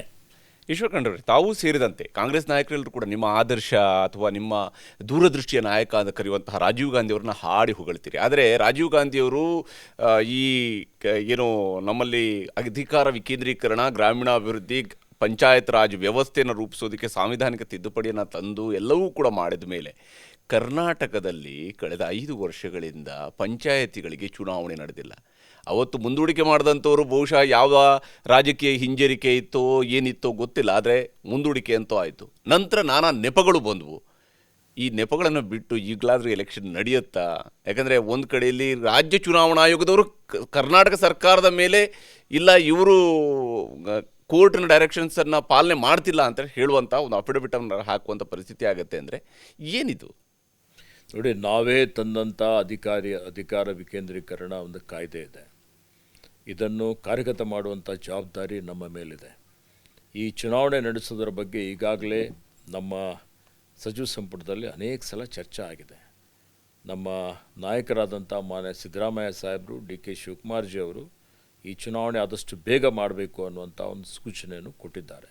ಅದೇ ರೀತಿಯಲ್ಲಿ ಪ್ರಿಯಾಂಕ್ ಖರ್ಗೆ ಅವರು ಸಹಿತ ಇವತ್ತೇನು ಕ್ಷೇತ್ರ ಪುನರ್ವಿಂಗಡಣೆ ಇದೆ, ಮೀಸಲಾತಿ ನಿಗದಿ ಮಾಡುವಂಥದ್ದಿದೆ, ಇದೆಲ್ಲವನ್ನು ಆದಷ್ಟು ಶೀಘ್ರದಲ್ಲಿ ಪೂರ್ತಿ ಮಾಡಿ ಚುನಾವಣೆ ಮಾಡಲೇಬೇಕು ಅನ್ನುವಂಥದ್ದಕ್ಕೆ ಎಲ್ಲ ರೀತಿಯ ಚಾಲನೆಯನ್ನು ಕೊಟ್ಟಿದ್ದಾರೆ. ನಾನು ಬಂದ ನಂತರ ಅದ್ರ ಬಗ್ಗೆ ನಾನು ಪರಿಶೀಲನೆಯನ್ನು ಮಾಡಿದ್ದೇನೆ. ಮತ್ತು ನಾವು ಹೈಕೋರ್ಟ್ಗೆ ಈಗಾಗಲೇ ಒಂದು ಅಫಿಡವಿಟ್ ಕೊಟ್ಟಿದ್ದೇವೆ. 8 ವಾರಗಳ ಒಳಗಾಗಿ ಚುನಾವಣೆ ನಡೆಸಲೇಬೇಕಾಗತ್ತೆ, ನಡೆಸ್ತೀವಿ. ಚುನಾವಣೆ ನಡೆಸಲಿಕ್ಕೆ ನಾವು ಬದ್ಧರಾಗಿದ್ದೇವೆ. 8 ವಾರಗಳ ಒಳಗಾಗಿ ನಾವು ಕರ್ನಾಟಕ ರಾಜ್ಯದಲ್ಲಿ ಏನು ಮೀಸಲಾತಿ ನಿಗದಿ ಮಾಡೋದಿದೆ ನಿಯಮಬದ್ಧವಾಗಿ, ಮತ್ತು ಕ್ಷೇತ್ರ ಪುನರ್ವಿಂಗಡಣೆ ಮಾಡಬೇಕಾಗಿದೆ, ಅದನ್ನು ಪೂರ್ಣಗೊಳಿಸ್ತೇವೆ. ಅದನ್ನು ಪೂರ್ಣಗೊಳಿಸಿ ರಾಜ್ಯ ಚುನಾವಣಾ ಆಯೋಗಕ್ಕೆ ವರದಿಯನ್ನು ಕೊಡ್ತೇವೆ. 8 ವಾರಗಳ ನಂತರ ಚುನಾವಣಾ ಆಯೋಗ ದಿನಾಂಕ ನಿಗದಿ ಮಾಡುತ್ತೆ. ದಿನಾಂಕ ನಿಗದಿ ಮಾಡಿ ಮುಂದಿನ 2 ತಿಂಗಳ ಒಳಗಾಗಿ, ಅಂದರೆ ಈಗ ನಾವು ಜೂನಲ್ಲಿದ್ದೇವೆ, ಜುಲೈ ಒಳಗಾಗಿ ನಾವು ಅವರಿಗೆ ಮಾಹಿತಿ ಎಲ್ಲ ರೀತಿಯಲ್ಲಿ ಅವರಿಗೆ ಪುನರ್ವಿಂಗಡಣೆ ಮಾಡಿ ಕೊಟ್ಟ ನಂತರ ಆಗಸ್ಟ್ ಸೆಪ್ಟೆಂಬರ್, ಅಂದರೆ ಸೆಪ್ಟೆಂಬರ್ ಅಥವಾ ಅಕ್ಟೋಬರಲ್ಲಿ ಇವತ್ತು ಈ ಒಂದು ವರ್ಷದ ಒಳಗಾಗಿ ಇವತ್ತು ಪಂಚಾಯತ್, ಗ್ರಾಮ ಪಂಚಾಯತ್, ತಾಲೂಕ್ ಪಂಚಾಯತ್, ಜಿಲ್ಲಾ ಪಂಚಾಯತ್ ಚುನಾವಣೆಗಳು ಮಾಡ್ತೀವಿ ಅನ್ನೋಂಥ ಮಾತನ್ನು ತಮ್ಮ ಮುಖಾಂತರ ರಾಜ್ಯದ ಜನರಿಗೆ ಹೇಳಲಿಕ್ಕೆ ಬಯಸ್ತೀನಿ. ಯಾಕಂದ್ರೆ ನಿಮ್ಮ ಕಾರ್ಯಕರ್ತರು ಬಯಸ್ತಾ ಇದ್ದಾರೆ, ನಿಮ್ಮ ಜಿಲ್ಲಾ ನಾಯಕರುಗಳು, ಗ್ರಾಮದ ನಾಯಕರುಗಳು, ತಾಲೂಕು ನಾಯಕರುಗಳು ಕಾಯ್ತಾ ಇದ್ದಾರೆ. ನೋಡಿ, ಎಲ್ಲರ ಅಭಿಮತ, ಮಾನ್ಯ ಮುಖ್ಯಮಂತ್ರಿಯವರ ಒಂದು ಅವರ ಬಯಕೆಯೂ ಇದೆ, ಅಭಿಮತನೂ ಇದೆ. ನಮ್ಮ ನಾಯಕರುಗಳ ಒಂದು ಆಲೋಚನೆ ಅನ್ನೋದು ಆದಷ್ಟು ಶೀಘ್ರದಲ್ಲಿ ಚುನಾವಣೆ ಮಾಡಬೇಕು ಅಂತ ಹೇಳಿ ಅತ್ಯಂತ ಶೀಘ್ರದಲ್ಲಿ ಚುನಾವಣೆ ಮಾಡುತ್ತೇವೆ. ಆದರೆ ಇದನ್ನು ಕಾನೂನುಬದ್ಧವಾಗಿ ನಾವು ಮಾಡೋದಿದ್ರೆ ಪ್ರತಿ 5 ವರ್ಷಕ್ಕೊಮ್ಮೆ ನಡೀಲೇಬೇಕು. ಇದಕ್ಕೆ ಪುನರ್ವಿಂಗಡಣೆ ಅದು ಇದು ಅನ್ನೋದು ನಮ್ಮ ಶಾಸನಸಭೆಗಳಿಗೆ ಯಾವುದು ಪುನರ್ವಿಂಗಡಣೆ ನೆಪಕ್ಕಾಗಿ ಮುಂದೂಡಿಕೆ ಆಗೋದಿಲ್ಲ, ಅದು ಆಯಾ ಕಾಲದಲ್ಲಿ ನಡೆಯುತ್ತೆ.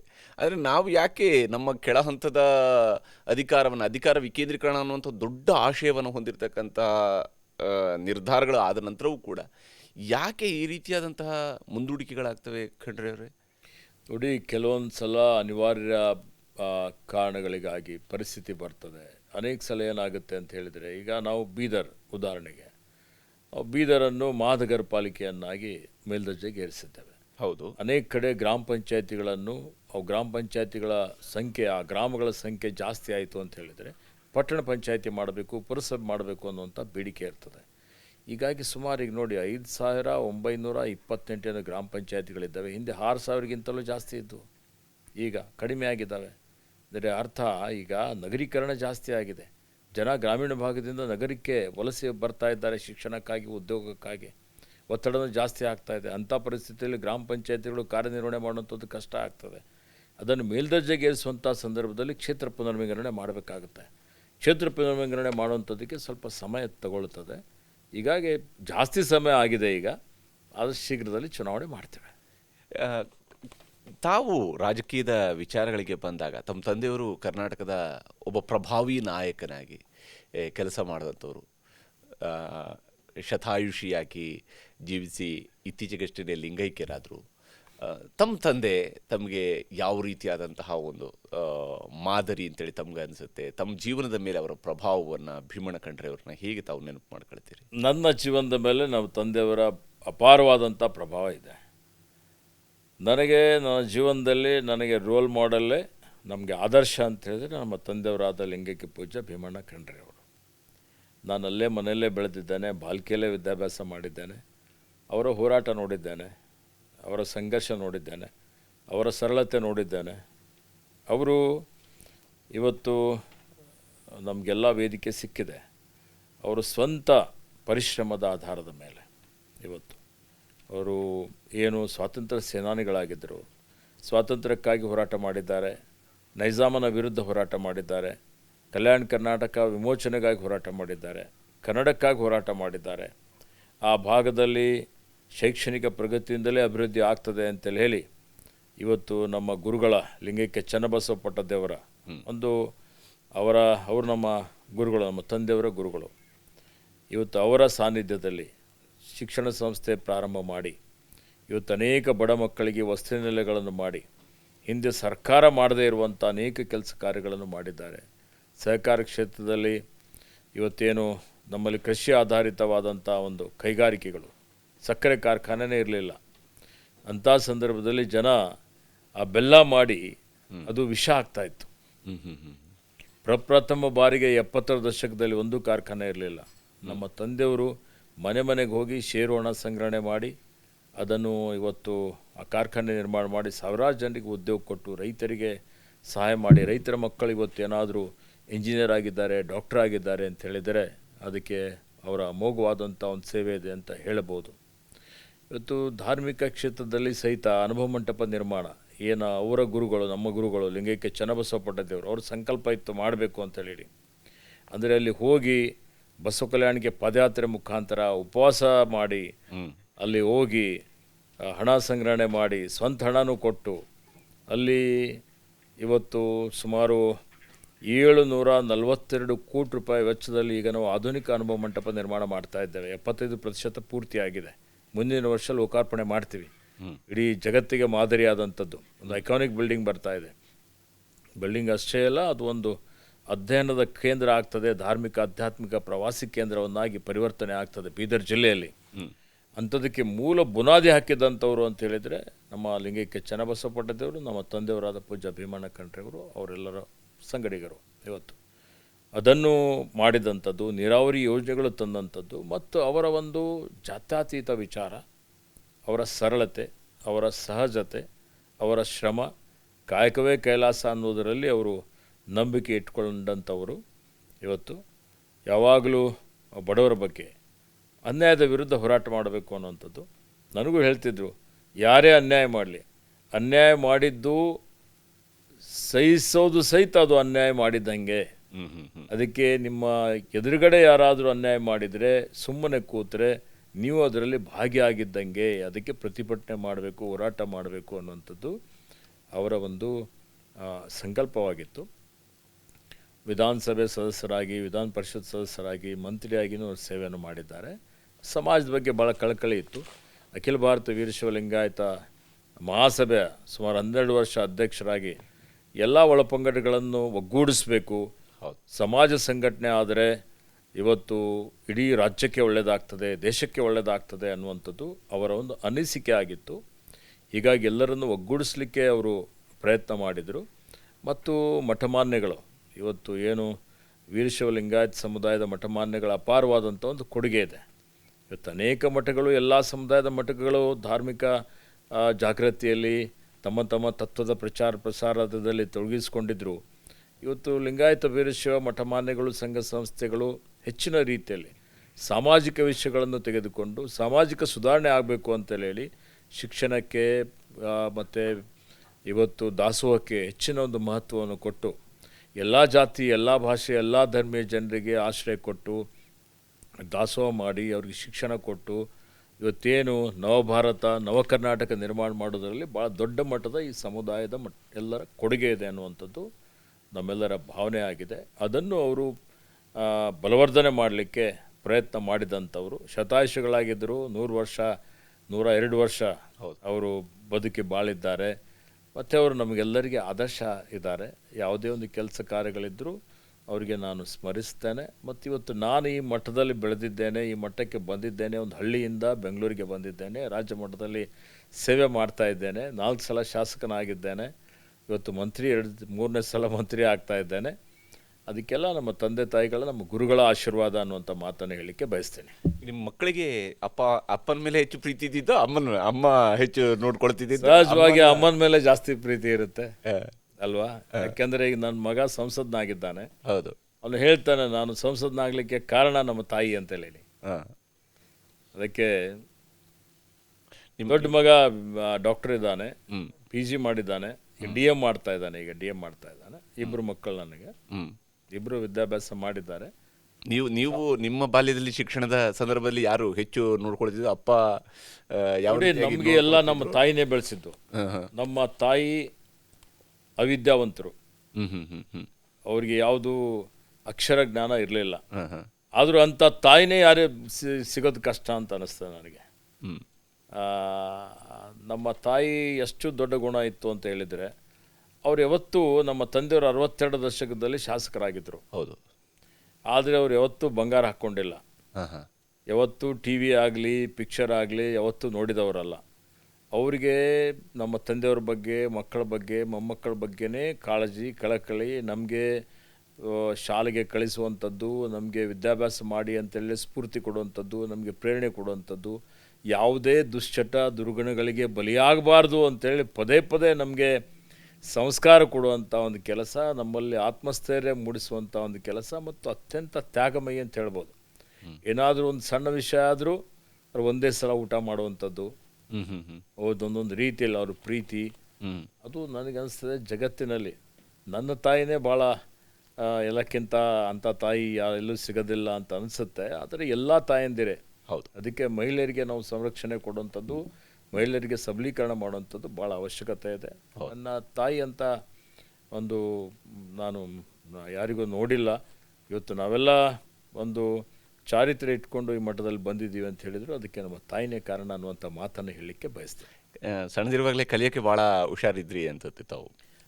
ನಾನು ಭಾಳ ಇಂಟೆಲಿಜೆಂಟ್ ಇದ್ದೀನಿ ಅಂತ ಹೇಳಲಿಕ್ಕೆ ಹೋಗೋದಿಲ್ಲ. ಯಾಕೆಂದರೆ ನನ್ನ ವಿದ್ಯಾಭ್ಯಾಸ ಪ್ರಾಥಮಿಕ ಹಂತದಲ್ಲಿ ಬಾಲ್ಕಿಯಲ್ಲಿ ಆಯಿತು. ಕನ್ನಡ ಶಾಲೆಯಲ್ಲಿ ವಿದ್ಯಾಭ್ಯಾಸ ಮಾಡಿದ್ದೇನೆ. ನಾನು ಕನ್ನಡ ಮೀಡಿಯಂ ವಿದ್ಯಾರ್ಥಿ. ನಾನು 10ನೇ ತರಗತಿವರೆಗೆ ನಮ್ಮ ಹೈಸ್ಕೂಲಲ್ಲೇ ವಿದ್ಯಾಭ್ಯಾಸ ಮಾಡಿ 1 ವರ್ಷ ಮಾತ್ರ ಪಬ್ಲಿಕ್ ಸ್ಕೂಲ್ಗೆ ಹೋಗಿದೆ, ಮಾಣಿಕ್ ಪಬ್ಲಿಕ್ ಸ್ಕೂಲ್ ಅಲ್ಲೇ ಬೀದರ್ನಲ್ಲಿ. ಅದಾದಮೇಲೆ ಸ್ವಲ್ಪ ಊಟದ ಸಮಸ್ಯೆ ಇದೆ ಅಂತೇಳಿ ಮತ್ತೆ ವಾಪಸ್ ಬಂದೆ. ಬಾಲ್ಕಿಯಲ್ಲಿ ಮನೆಯಲ್ಲೇ ಬೆಳೆದಿದ್ದೇನೆ. ನಮ್ಮ ಅಣ್ಣ, ನಮ್ಮ ತಮ್ಮ ಬೇರೆ ಬೇರೆ ಕಡೆ. ನಮ್ಮ ಅಣ್ಣ ಕಾನ್ವೆಂಟ್ ಸ್ಕೂಲಲ್ಲಿ ಓದಿದ್ದಂಥದ್ದು, ಅವರು ಶಾಸಕರಾಗಿದ್ದರು 2 ಸಲ. ನಮ್ಮ ತಮ್ಮ ಬಿಜಾಪುರ ಸೈನಿಕ್ ಸ್ಕೂಲಲ್ಲಿ ವಿದ್ಯಾಭ್ಯಾಸ ಮಾಡಿದಂಥದ್ದು, ಅಮರ್ ಖಂಡ್ರೆ ಅಂತ. ವಿಜಯ್ ಖಂಡ್ರೆ ನಮ್ಮ ಅಣ್ಣ. ಹೌದು. ಅವರು ಮೆಡಿಕಲ್ ಮಾಡಿ ಹೊರಗಡೆ ಓದಿದಂಥವ್ರು. ನಮ್ಮ ಮನೆಯಲ್ಲೇ ಇದ್ದುಕೊಂಡು ನಮ್ಮ ತಂದೆ ಹೋರಾಟ ಎಲ್ಲವನ್ನು ನೋಡಿಕೊಂಡು ಇವತ್ತು ಬೆಳೆದಿದ್ದು, ಸರ್ಕಾರಿ ಶಾಲೆಯಲ್ಲಿ ವಿದ್ಯಾಭ್ಯಾಸ ಮಾಡಿದ್ದು ನಾನು. ನಮ್ಮ ಪದವಿ ಮಾರ್ಕ್ಸ್ ಕಾರ್ಡ್ ಬಂದಾಗ ಹಿಂಗಿತ್ತು, ಅಪ್ಪನ ರಿಯಾಕ್ಷನ್ಸ್ ಹಿಂಗಿರ್ತಿತ್ತು. ಜಾಸ್ತಿ ನಮ್ಮ ತಂದೆಯವರಿಗೆ ಮಾಹಿತಿ ಇರ್ತಾ ಇರಲಿಲ್ಲ. ವಿದ್ಯಾಭ್ಯಾಸ ಮಾಡಿ ಅಂತ ಹೇಳ್ತಾ ಇದ್ರು. ಒಂದೇ ಮನೆಯಲ್ಲಿದ್ದರು, ಎಷ್ಟು ವ್ಯಸ್ತವಾಗಿರ್ತಿದ್ರು ಜನರಲ್ಲಿ ಅಂತ ಹೇಳಿದರೆ, ಬೆಳಿಗ್ಗೆ ನಾವು ಹೇಳೋಕ್ಕಿಂತ ಮೊದಲೇ ಹೋಗ್ತಿದ್ರು, ನಾವು ಮಲಗಿದ ಮೇಲೆ ಬರ್ತಿದ್ರು. ಒಂದೇ ಮನೆಯಲ್ಲಿ 15 ದಿವಸಕ್ಕೆ ಒಂದ್ಸಲ ಭೇಟಿ ಆಗ್ತಾ ಇತ್ತು. ಓಕೆ. ಹಿಂದೆ ಆ ಸಂದರ್ಭದಲ್ಲಿ ಅವ್ರ ವರ್ಚಸ್ಸು ಯಾವ ರೀತಿ ಇತ್ತು ಅಂತ ಹೇಳಿದರೆ, ನಾವು ಅವರಿಗೆ ಮಾತಾಡಲಿಕ್ಕೂ ಭಯ ಆಯಿತು. ನಮ್ಮ ತಾಯಿಯವರಿಗೆ ಮಾತ್ರ ನಾವು ಜಾಸ್ತಿ ಇವತ್ತು ಅವ್ರ ಜೊತೆಯಲ್ಲೇ ಇರ್ತಿದ್ವಿ. ಅವರೇ ನಮಗೆ ಎಲ್ಲ ರೀತಿಯಲ್ಲಿ ನೋಡಿಕೊಳ್ತಾ ಇದ್ದರು. ಅದಾದಮೇಲೆ ಬರ್ತಾ ಬರ್ತಾ ನಮ್ಮ ತಂದೆಯವ್ರ ಜೊತೆಯಲ್ಲಿ ಜಾಸ್ತಿ ಸ್ನೇಹ ಆಗಲಿ, ಒಂದು ಅವ್ರ ಜೊತೆಯಲ್ಲಿ ಸಂಪರ್ಕ ಮಾಡುವಂಥದ್ದಾಗಲಿ ಜಾಸ್ತಿ ಆಯಿತು. ನಿಮ್ಮ ಫ್ಯಾಮಿಲಿ? ಹೀಗಾಗಿ ನಮ್ಮ ಫ್ಯಾಮಿಲಿಯಲ್ಲಿ ನಾವು 5 ಜನ, ನಾವು ಅಕ್ಕ ತಂಗಿಯಂದಿರು, ನಾವು 3 ಅಣ್ಣ ತಮ್ಮಂದಿರು, ಹೌದು, 8 ಜನ ಮಕ್ಕಳು ನಮ್ಮ ತಂದೆಯವರಿಗೆ. ಹೌದು. ನೀವು ಇದು ಎಂಜಿನಿಯರಿಂಗ್ ಮುಗಿದ ನಂತರ ರಾಜಕೀಯಕ್ಕೆ ನೇರವಾಗಿ ಬರಬೇಕು ಅಂತ ಆಸೆ ಇತ್ತು, ಬಟ್ ನೀವು ಸೇವಾದಳಕ್ಕೆ ಹೋಗಿದ್ರಕ್ಕೆ ಕಾರಣ? ಹೌದು, ನಂದೇನು ಆಸೆ ಇರಲಿಲ್ಲ ರಾಜಕೀಯದಲ್ಲಿ ಬರಬೇಕು ಅಂತ ಹೇಳಿ. ನಾನು ಎಂಜಿನಿಯರಿಂಗ್ ಮಾಡ್ತಾ ಇದ್ದಾಗ ಏನಾಯಿತು ಅಂತ ಹೇಳಿದರೆ, ಒಂದು ಇರುತ್ತಲ್ಲ ಎಲ್ಲ ಕಡೆ, ಭೀಮಣ್ಣ ಕಂಡ್ರೆ ಮಗ ಅಂತೆಲ್ಲ ಅವಾಗ ಭಾಳ ಅವ್ರದ್ದು ಪ್ರಭಾವ ಇತ್ತು. ಈಗ ಎಲ್ಲ ಕಡೆ ಶಾಲೆಗೆ ಹೋದರೆ, ಕಾಲೇಜ್ಗೆ ಹೋದರೆ ಎಲ್ಲ ಕಡೆ ಜನ ನೋಡಿ ತೋರಿಸುವಂಥವ್ರು. ಈ ರೀತಿಯಲ್ಲಿ ಒಂದು ರೀತಿಯಲ್ಲಿ ಮುಜುಗರನೂ ಆಗ್ತಿತ್ತು ಭಾಳ ಸಲ. ಎರಡೂ ಇದೆ ನೋಡಿ. ಪ್ರಭಾವಿ ಮಕ್ಕಳಿದ್ರೆ ಅದಕ್ಕೆ ಒಂದು ಸಲ ಲಾಭನೂ ಆಗ್ತದೆ, ಒಂದು ಸಲ ಹಾನಿನೂ ಆಗ್ತದೆ ಅನ್ನುವಂಥ ರೀತಿಯಲ್ಲಿ ಎರಡೂ ಇರುತ್ತೆ. ಸೊ ಇಂಥದ್ರಲ್ಲಿ ನಾನು ಕಲಬುರಗಿಯಲ್ಲಿ ಹೋಗಿ PD ಕಾಲೇಜ್ ಆಫ್ ಇಂಜಿನಿಯರಿಂಗಲ್ಲಿ, ದೊಡ್ಡಪಾಪ ಕಾಲೇಜ್ ಆಫ್ ಇಂಜಿನಿಯರಿಂಗಲ್ಲಿ ಮೆಕ್ಯಾನಿಕಲ್ ಪದವಿ ಪಾಸಾದೆ. ನಾನು ಎಲ್ಲೋ ಬೇರೆ ಕಡೆ ವಿದೇಶಕ್ಕೆ ಅಲ್ಲಿ ಹೋಗಿ ಆಮೇಲೆ ಸ್ವಲ್ಪ ಇನ್ನೂ ಹೆಚ್ಚಿನ ತರಬೇತಿಯನ್ನು ಪಡೆದುಕೊಂಡು ಒಂದು ಕೈಗಾರಿಕೆ ಹಾಕಬೇಕು, ಏನಾರು ಮಾಡಬೇಕು ಅನ್ನೋಂಥದ್ದು ನನ್ನ ಒಂದು ಯೋಜನೆ ಆಗಿತ್ತು. ಬಾಲ್ಕಿಯಲ್ಲಿ ಮತ್ತು ಮುಂದೆ ಏನು ಮಾಡಬೇಕು ಅನ್ನೋಂಥದ್ದು ನನ್ನ ಮನಸ್ಸಿನಲ್ಲಿತ್ತು. ನಮ್ಮ ತಾಯಿಗೆ ಅನಾರೋಗ್ಯ ಇತ್ತು. ನಮ್ಮ ಮನೆಯಲ್ಲಿ ಭಾಳ ಜನ ಬರ್ತಿದ್ರಲ್ಲ, ಅವರಿಗೆಲ್ಲ ಊಟ ಮಾಡಲಿಕ್ಕೆ ಆಗ ಗ್ಯಾಸ್ ಇರಲಿಲ್ಲ. ಈ ಒಂದು ಕಟ್ಟಿಗೆ ಹಾಕಿ ಅಡಿಗೆ ಮಾಡ್ತಿದ್ರು. ಆ ಹೊಗೆ ನುಂಗಿ ಅವರಿಗೆ ಲಂಗ್ಸ್ ಕೆಟ್ಟೋಗ್ಬಿಟ್ಟಿತ್ತು. ಹೀಗಾಗಿ ಅವ್ರಿಗೆ ನೋಡಿಕೊಳ್ಳಬೇಕು ಅಂತೇಳಿ ಹೇಳಿ ನಮ್ಮ ತಾಯಿ ಇಲ್ಲೇ ಇರಬೇಕು. ತಾಯಿಗೆ ಭಾಳ ನಾನು ಹತ್ತಿರದವನಾಗಿದ್ದೆ. ಹೀಗಾಗಿ ಅವರ ಆಗ್ರಹದ ಮೇರೆಗೆ ನಾನು ಬಾಲ್ಕಿಗೆ ಬಂದು ಅಲ್ಲೇ ಉಳಿದ ಮೇಲೆ ಅಲ್ಲಿ ನಮ್ಮ ಅಗ್ರಿಕಲ್ಚರ್ ನೋಡಿಕೊಳ್ಳುವಂಥದ್ದು ಈ ಸಂಸ್ಥೆ ಇತ್ತಲ್ಲ, ನಮ್ಮ ತಂದೆಯವರು ಅಧ್ಯಕ್ಷರಾಗಿದ್ದರು.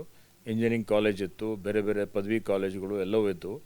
ಅದೆಲ್ಲವನ್ನು ಇವತ್ತು ನೋಡಿಕೊಳ್ಳಬೇಕು ಅನ್ನೋಂಥದ್ದು ಶುರು ಮಾಡಿದ್ದೆ.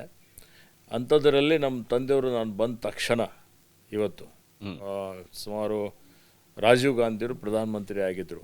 ಸೇವಾದಲ್ ಕ್ಯಾಂಪ್ ಇತ್ತು ಕಲ್ಕತ್ತಾದಲ್ಲಿ, ನ್ಯಾಷನಲ್ ಟ್ರೈನಿಂಗ್ ಕ್ಯಾಂಪ್. ಈ ಕ್ಯಾಂಪ್ಗೆ ನೀನು ಹೋಗಲೇಬೇಕು ಅಂತ ಹೇಳಿದರು. ನನ್ನ ಮನಸ್ಸು ಇರಲಿಲ್ಲ ಅವಾಗ, ಇನ್ನು ರಾಜಕೀಯದಲ್ಲಿ ಪ್ರವೇಶ ಮಾಡಬೇಕು ಅನ್ನೋಂಥ ಉದ್ದೇಶನೂ ಇರಲಿಲ್ಲ. ಹೀಗಾಗಿ ಈಗ ನನ್ನ ತಂದೆಯವ್ರ ಮಾತು ಮೀರಲಿಕ್ಕೆ ಬರ್ತಾ ಇರಲಿಲ್ಲ, ಹೇಳೋದೇ ಕಡಿಮೆ ಹೇಳ್ತಿದ್ರು. ಈಗ ಅವರಿಗೆ ನಾನು ನಿರಾಶೆ ಮಾಡಬಾರ್ದು ಅಂತೇಳಿ ಹೇಳಿ ನಾನೊಬ್ಬ ಸ್ನೇಹಿತನಿಗೆ ತೆಗೆದುಕೊಂಡು ಕಲ್ಕತ್ತಾಗೆ ಹೋದೆ.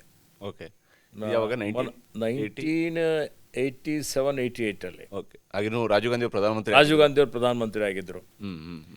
ನಾನು ಕಲ್ಕತ್ತಾಗೆ ಹೋಗಿ ರವೀಂದ್ರನಾಥ್ ಠಾಗೋರ್ ಸ್ಟೇಡಿಯಂ ಇತ್ತು, ಅಲ್ಲಿ ಸ್ಟೇಡಿಯಮಲ್ಲಿ ಉಳ್ಕೊಂಡ್ಬಿಟ್ಟು ಫಸ್ಟ್ ಟೈಮ್ ನಾನು ಶೆಡ್ ಹಾಕಿ 15 ದಿವಸ ಅಲ್ಲೇ ಇದ್ದು, ಬೆಳಿಗ್ಗೆ 5 ಗಂಟೆಗೆ ಎದ್ದು ಇವತ್ತು ಎಲ್ಲ ರೀತಿಯಲ್ಲಿ ಭಾಳ ಚೆನ್ನಾಗಿತ್ತು.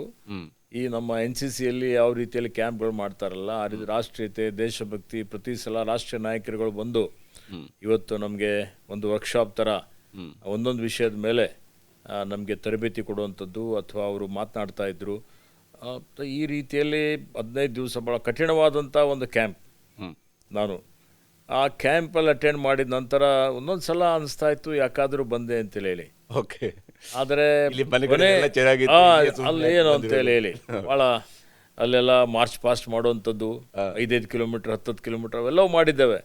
ಡ್ರೆಸ್ ಕೋಡ್ ಹಾಕ್ಕೊಂಡು ಓಡಾಡುವಂಥದ್ದು, ಅಲ್ಲಿ ಬೆಳಗ್ಗೆ ಎದ್ದು ವ್ಯಾಯಾಮ ಮಾಡುವಂಥದ್ದು,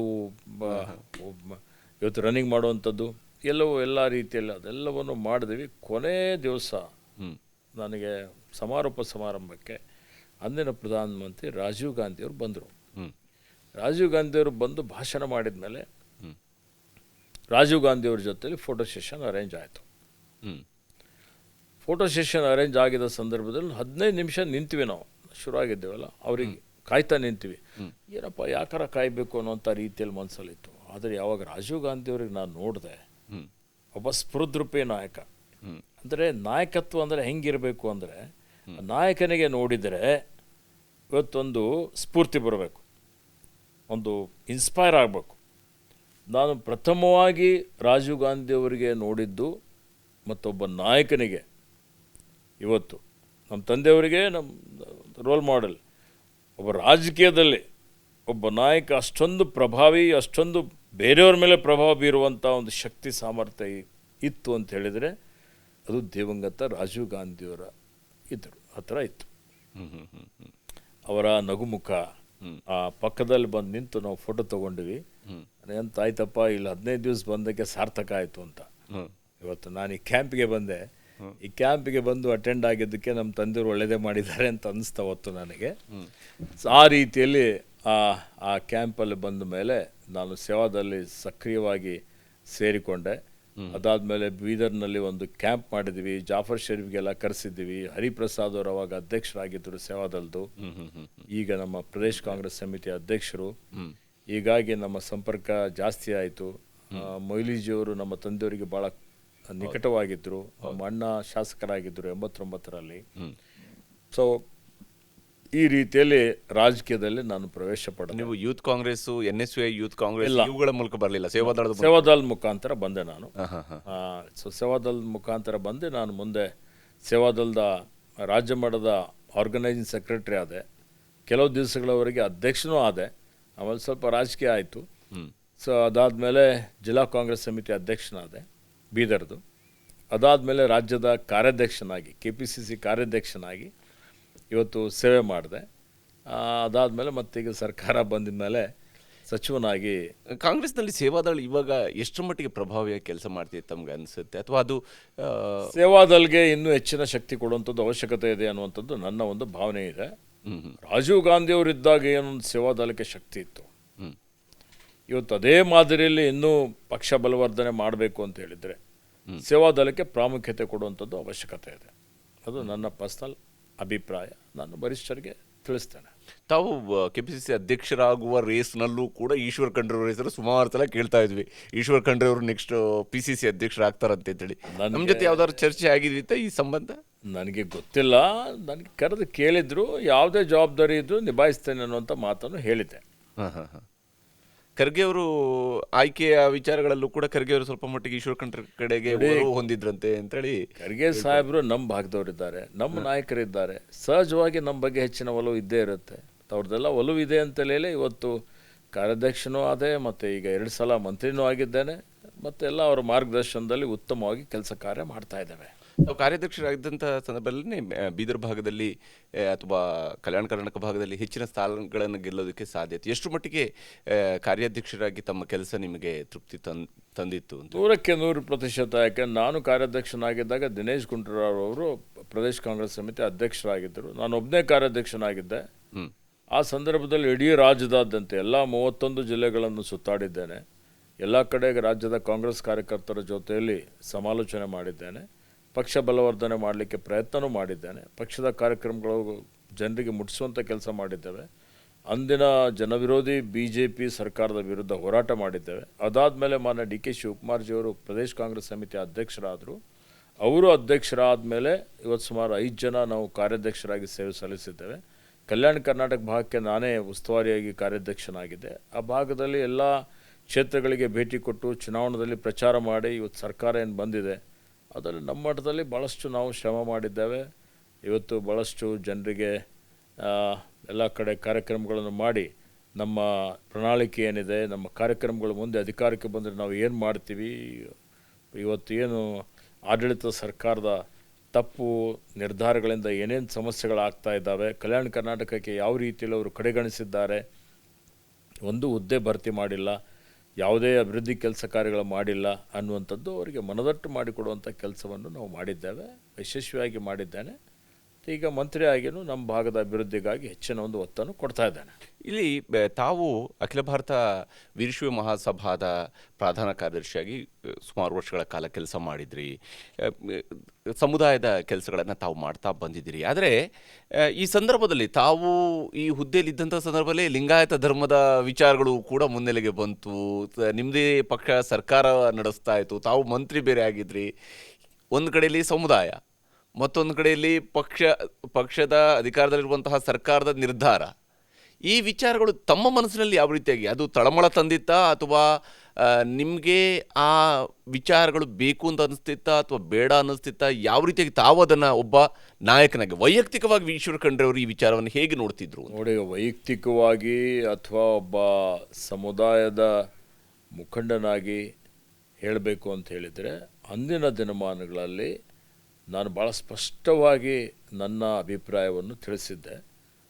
CM ಸರ್ ಅವ್ರಿಗೂ ತಿಳಿಸಿದ್ದೆ, ಸಚಿವ ಸಂಪುಟದಲ್ಲೂ ಚರ್ಚೆ ಮಾಡಿದ್ದೆ, ಹೊರಗಡೆನೂ ಹೇಳಿದ್ದೆ. ಇವತ್ತು ಲಿಂಗಾಯತ ವೀರಶೈವ ಬೇರೆ ಬೇರೆ ಅಲ್ಲ, ಒಂದೇ ನಾಣ್ಯದ ಎರಡು ಮುಖಗಳು.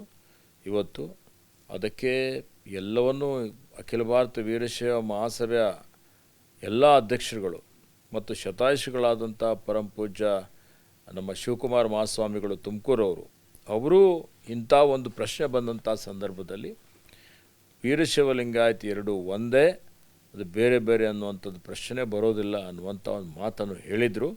ಅದಕ್ಕೆ ನಾವೆಲ್ಲ ಬದ್ಧರಾಗಿದ್ದೀವಿ ಅನ್ನುವಂಥ ಮಾತನ್ನು ಭಾಳ ಸ್ಪಷ್ಟವಾಗಿ ನಾನು ಹೇಳಿದ್ದೆ. ಅದಕ್ಕೆ ಇವತ್ತು ಬದ್ಧನಾಗಿದ್ದೇನೆ, ಯಾವತ್ತಿಗೂ ಬದ್ಧನಾಗಿದ್ದೇನೆ ಅನ್ನುವಂಥ ಮಾತನ್ನು ಹೇಳಲಿಕ್ಕೆ ಬಯಸ್ತೇನೆ. ಇವತ್ತೀಗ ಜಾತಿ ಗಣತಿಯ ವರದಿಗಳು ಬರ್ತಾ ಇದ್ದಾವೆ. ಈ ವಿಚಾರದಲ್ಲೂ ಕೂಡ ವೀರಶೈವ ಮಹಾಸಭಾ ಒಂದು ಅಭಿಪ್ರಾಯವನ್ನು ಹೊಂದಿದೆ, ಸರ್ಕಾರ ಒಂದು ಅಭಿಪ್ರಾಯವನ್ನು ಹೊಂದಿದೆ, ರಾಹುಲ್ ಗಾಂಧಿ ಅವರು ಒಂದು ಅಭಿಪ್ರಾಯವನ್ನು ಹೊಂದಿದ್ದಾರೆ. ಆ ಕಡೆ ನೋಡಿದರೆ ಒಕ್ಕಲಿಗ ಸಮುದಾಯ ಅಲ್ಲಿ ಮಹಾಸಂಸ್ಥಾನದವರು ಒಂದು ಅಭಿಪ್ರಾಯವನ್ನು ಹೊಂದಿದ್ದಾರೆ. ಈ ರೀತಿಯಾದಂತಹ ಅಭಿಪ್ರಾಯಗಳು ಇದ್ದಾವೆ. ಒಂದು ಸರ್ಕಾರವಾಗಿ ಕೆಲಸ ಮಾಡುವಾಗ ಎಲ್ಲ ಜನಜಾತಿಗಳನ್ನು ಕೂಡ ನೋಡಬೇಕಾಗಿರೋದು ಸರ್ಕಾರದ ಜವಾಬ್ದಾರಿ ಕೂಡ ಆಗುತ್ತೆ. ರಾಹುಲ್ ಗಾಂಧಿ ಅವರು ಹೇಳ್ತಾರೆ, ನೀವು ಯಾವ ಜಾತಿಯವರು, ನೀವು ಯಾವ ಜಾತಿಯವರು ಅನ್ನುವಂಥದ್ದನ್ನು ಅವರು ಈವನ್ ಮಾಧ್ಯಮದವ್ರಿಗೆ ಕೇಳಿರುವಂಥದ್ದು ಕೂಡ ನಾವು ನೋಡಿದ್ವಿ. ಅವ್ರು ಹೇಳ್ತಾ ಇರೋಂಥ ಏನಂದರೆ, ಎಲ್ಲ ಜಾತಿಗಳಿಗೆ ಸರಿಯಾದ ರೆಪ್ರೆಸೆಂಟೇಷನ್ ಸಿಗ್ತಾ ಇಲ್ಲ ಅಂತ ಹೇಳ್ತಿದ್ದಾರೆ. ಜಾತಿ ಗಣತಿಯನ್ನು ಮಾಡಿದ ತಕ್ಷಣವೇ ಈ ರಾಜ್ಯದಲ್ಲಿರುವ ಪ್ರಭಾವಿ ಜಾತಿಗಳವರು ಹೇಳ್ತಿದ್ದಾರೆ, ನಮ್ಮ ಸಂಖ್ಯೆಯನ್ನು ಕಡಿಮೆ ತೋರಿಸಲಾಗಿದೆ, ನಮ್ಮ ಸಂಖ್ಯೆ ಕಡಿಮೆ ಇದೆ ಅಂತ ಹೇಳುವಂಥದ್ದು ಹೇಳ್ತಿದ್ದಾರೆ. ಏನು ಹಾಗಾದರೆ ಇಲ್ಲಿ ಹೇಗೆ ಮುಂದಕ್ಕೆ ಹೋಗುವಂಥದ್ದು? ನೋಡಿ, ಇಡೀ ಜಗತ್ತಿಗೆ ಸಾಮಾಜಿಕ ನ್ಯಾಯ ಕೊಟ್ಟಂಥದ್ದೇ ಲಿಂಗಾಯತ ವೀರಶೈವ ಸಮುದಾಯ. ಹಿಂದೆ 12ನೇ ಶತಮಾನದಲ್ಲೇ ಬಸವಾದಿ ಶರಣರು ಅನುಭವ ಮಂಟಪದ ಮುಖಾಂತರ ಎಲ್ಲ ವೃತ್ತಿಯ ಸಮುದಾಯದವರಿಗೆ ಒಂದು ಕಡೆ ಸೇರಿಸಿ ಇವತ್ತು ಸಮಾಜದಲ್ಲಿ ಏನು ವರ್ಗಭೇದ, ವರ್ಣಭೇದ, ಲಿಂಗಭೇದ ಏನಿದೆ ಅಲ್ಲ, ಇದೆಲ್ಲವನ್ನು ನಿವಾರಣೆ ಮಾಡಿ ಸಮಸಮಾಜ ನಿರ್ಮಾಣ ಮಾಡಬೇಕು ಅಂತೇಳಿ ಅವರ ಗುರಿಯನ್ನಾಗಿಟ್ಟುಕೊಂಡಿದ್ದರು. ಅದೇ ಗುರಿ ಇವತ್ತು ಕಾಂಗ್ರೆಸ್ ಪಕ್ಷದ್ದು ಇದೆ, ಅದೇ ಗುರಿ ನಮ್ಮದು ಇದೆ. ಇದರಲ್ಲಿ ನಾವು ಯಾವುದೇ ಸಮೀಕ್ಷೆ ಮಾಡಲಿ ಅಥವಾ ಯಾವಾಗ ಸಾಮಾಜಿಕ ನ್ಯಾಯ ಅಂತಲೇ ನಾವು ಹೇಳ್ತೀವಿ, ಸಾಮಾಜಿಕ ನ್ಯಾಯ ಯಾವುದೇ ಒಂದು ಸಮುದಾಯಕ್ಕೆ, ಒಂದು ಪಕ್ಷಕ್ಕೆ, ಒಂದು ಜನಾಂಗಕ್ಕೆ, ಒಂದು ವಿಭಾಗಕ್ಕೆ ಸೀಮಿತವಾಗಿಲ್ಲ. ಪ್ರತಿಯೊಂದು ಸಮುದಾಯಕ್ಕೂ ಸಾಮಾಜಿಕ ನ್ಯಾಯ ಸಿಗಬೇಕು. ಅದರಲ್ಲಿ ಸಮಾಜದಲ್ಲಿರುವಂಥ ಕಟ್ಟ ಕಡೆ ವ್ಯಕ್ತಿಗೂ, ಯಾರು ನಿರ್ಗತಿಕರಿದ್ದಾರೆ, ಇನ್ನೂ ಇವತ್ತು ನೋಡಿ 75 ವರ್ಷ ಆಗಿದೆ ಇವತ್ತು, ಆದರೂ ಇನ್ನೂ ನಿರ್ಗತಿಕರಿದ್ದಾರೆ. ಇನ್ನೂ ನೋಡ್ತೀವಿ ಅತ್ಯಂತ ತಳಮಟ್ಟದ ಸಮುದಾಯದವರಿದ್ದಾರೆ, ಗುಡುಗಾಡು ಪ್ರದೇಶದಲ್ಲಿರುವಂಥ ಜನ ಇದ್ದಾರೆ. ಯಾಕೆ ಅಂತ ಆತ್ಮಾವಲೋಕನ ಮಾಡಿಕೊಳ್ಳಬೇಕಲ್ಲ. ಹೀಗಾಗಿ ಇಲ್ಲಿ ಪ್ರಬಲ ಸಮುದಾಯ ಅಥವಾ ಇವತ್ತು ದುರ್ಬಲ ಸಮುದಾಯ ಅಂತ ಪ್ರಶ್ನೆ ಇಲ್ಲ. ಎಲ್ಲ ಸಮುದಾಯದಲ್ಲಿ ಬಡವರಿದ್ದಾರೆ, ಒಪ್ತಿರಲ್ಲ. ಆ ಬಡವರ ಬಗ್ಗೆನೂ ನಾವು ಕಳಕಳಿ ಇಟ್ಕೊಳ್ಬೇಕಾಗ್ತದೆ. ನಾವು ಬರೀ ಸಾಮಾಜಿಕ ನ್ಯಾಯ ಅಂತೇಳಿ ಮಾತಾಡಿ ಇವತ್ತು ನಾವೇ ಇವತ್ತು ಸಾಮ್ರಾಜ್ಯಶಾಹಿ ಥರ ನಾವು ನಡ್ಕೊಂಡ್ರೆ ಅದು ಆಗೋದಿಲ್ಲ. ಅದಕ್ಕೆ ಇವತ್ತು ನಮ್ಮ ಪಕ್ಷ ಎಲ್ಲ ಸಮುದಾಯಗಳು ಸರ್ವರಿಗೂ ಸಮಬಾಳು ಸಮಪಾಲು ಅನ್ನುವಂಥ ರೀತಿಯಲ್ಲಿ ಇವತ್ತು ಎಲ್ಲರಿಗೂ ಅವಕಾಶ ಕೊಡಬೇಕಂತೇಳಿ ಹೇಳಿನೇ ಇವತ್ತು ಸಮೀಕ್ಷೆ ನಡೀತಾ ಇದೆ. ಈಗಾಗಲೇ ವರದಿ ಬಂದಿದೆ ಅನ್ನುವಂಥದ್ದು ಮಾಧ್ಯಮಗಳ ಸ್ವೀಕರಿಸಿದ್ದಾರೆ, ಬಂದಿದೆ ಅಂತೇಳಿ ಮಾಧ್ಯಮದಲ್ಲಿ ನಾನು ನೋಡಿದ್ದೇನೆ. ಎಲ್ಲರೂ ಮಾಧ್ಯಮದ ವರದಿ ಕೊಟ್ಟಿದ್ದಾರೆ, ಆ ವರದಿ ಅಧ್ಯಯನ ಮಾಡ್ತೇವೆ. ವರದಿ ಸರಿಯಾಗಿದ್ದರೆ ಎಲ್ಲರ ಅಭಿಪ್ರಾಯ ತೆಗೆದುಕೊಂಡು, ಅನೇಕ ಜನ ಸ್ಟೇಕ್ ಹೋಲ್ಡರ್ಸ್ ಇದ್ದಾರೆ, ಎಲ್ಲ ಅಭಿಪ್ರಾಯಗಳು ತೆಗೆದುಕೊಂಡು ಅದು ಯಾವ ರೀತಿಯಲ್ಲಿ ಅನುಷ್ಠಾನ ಮಾಡಬೇಕು ಅನ್ನುವಂಥದ್ದು.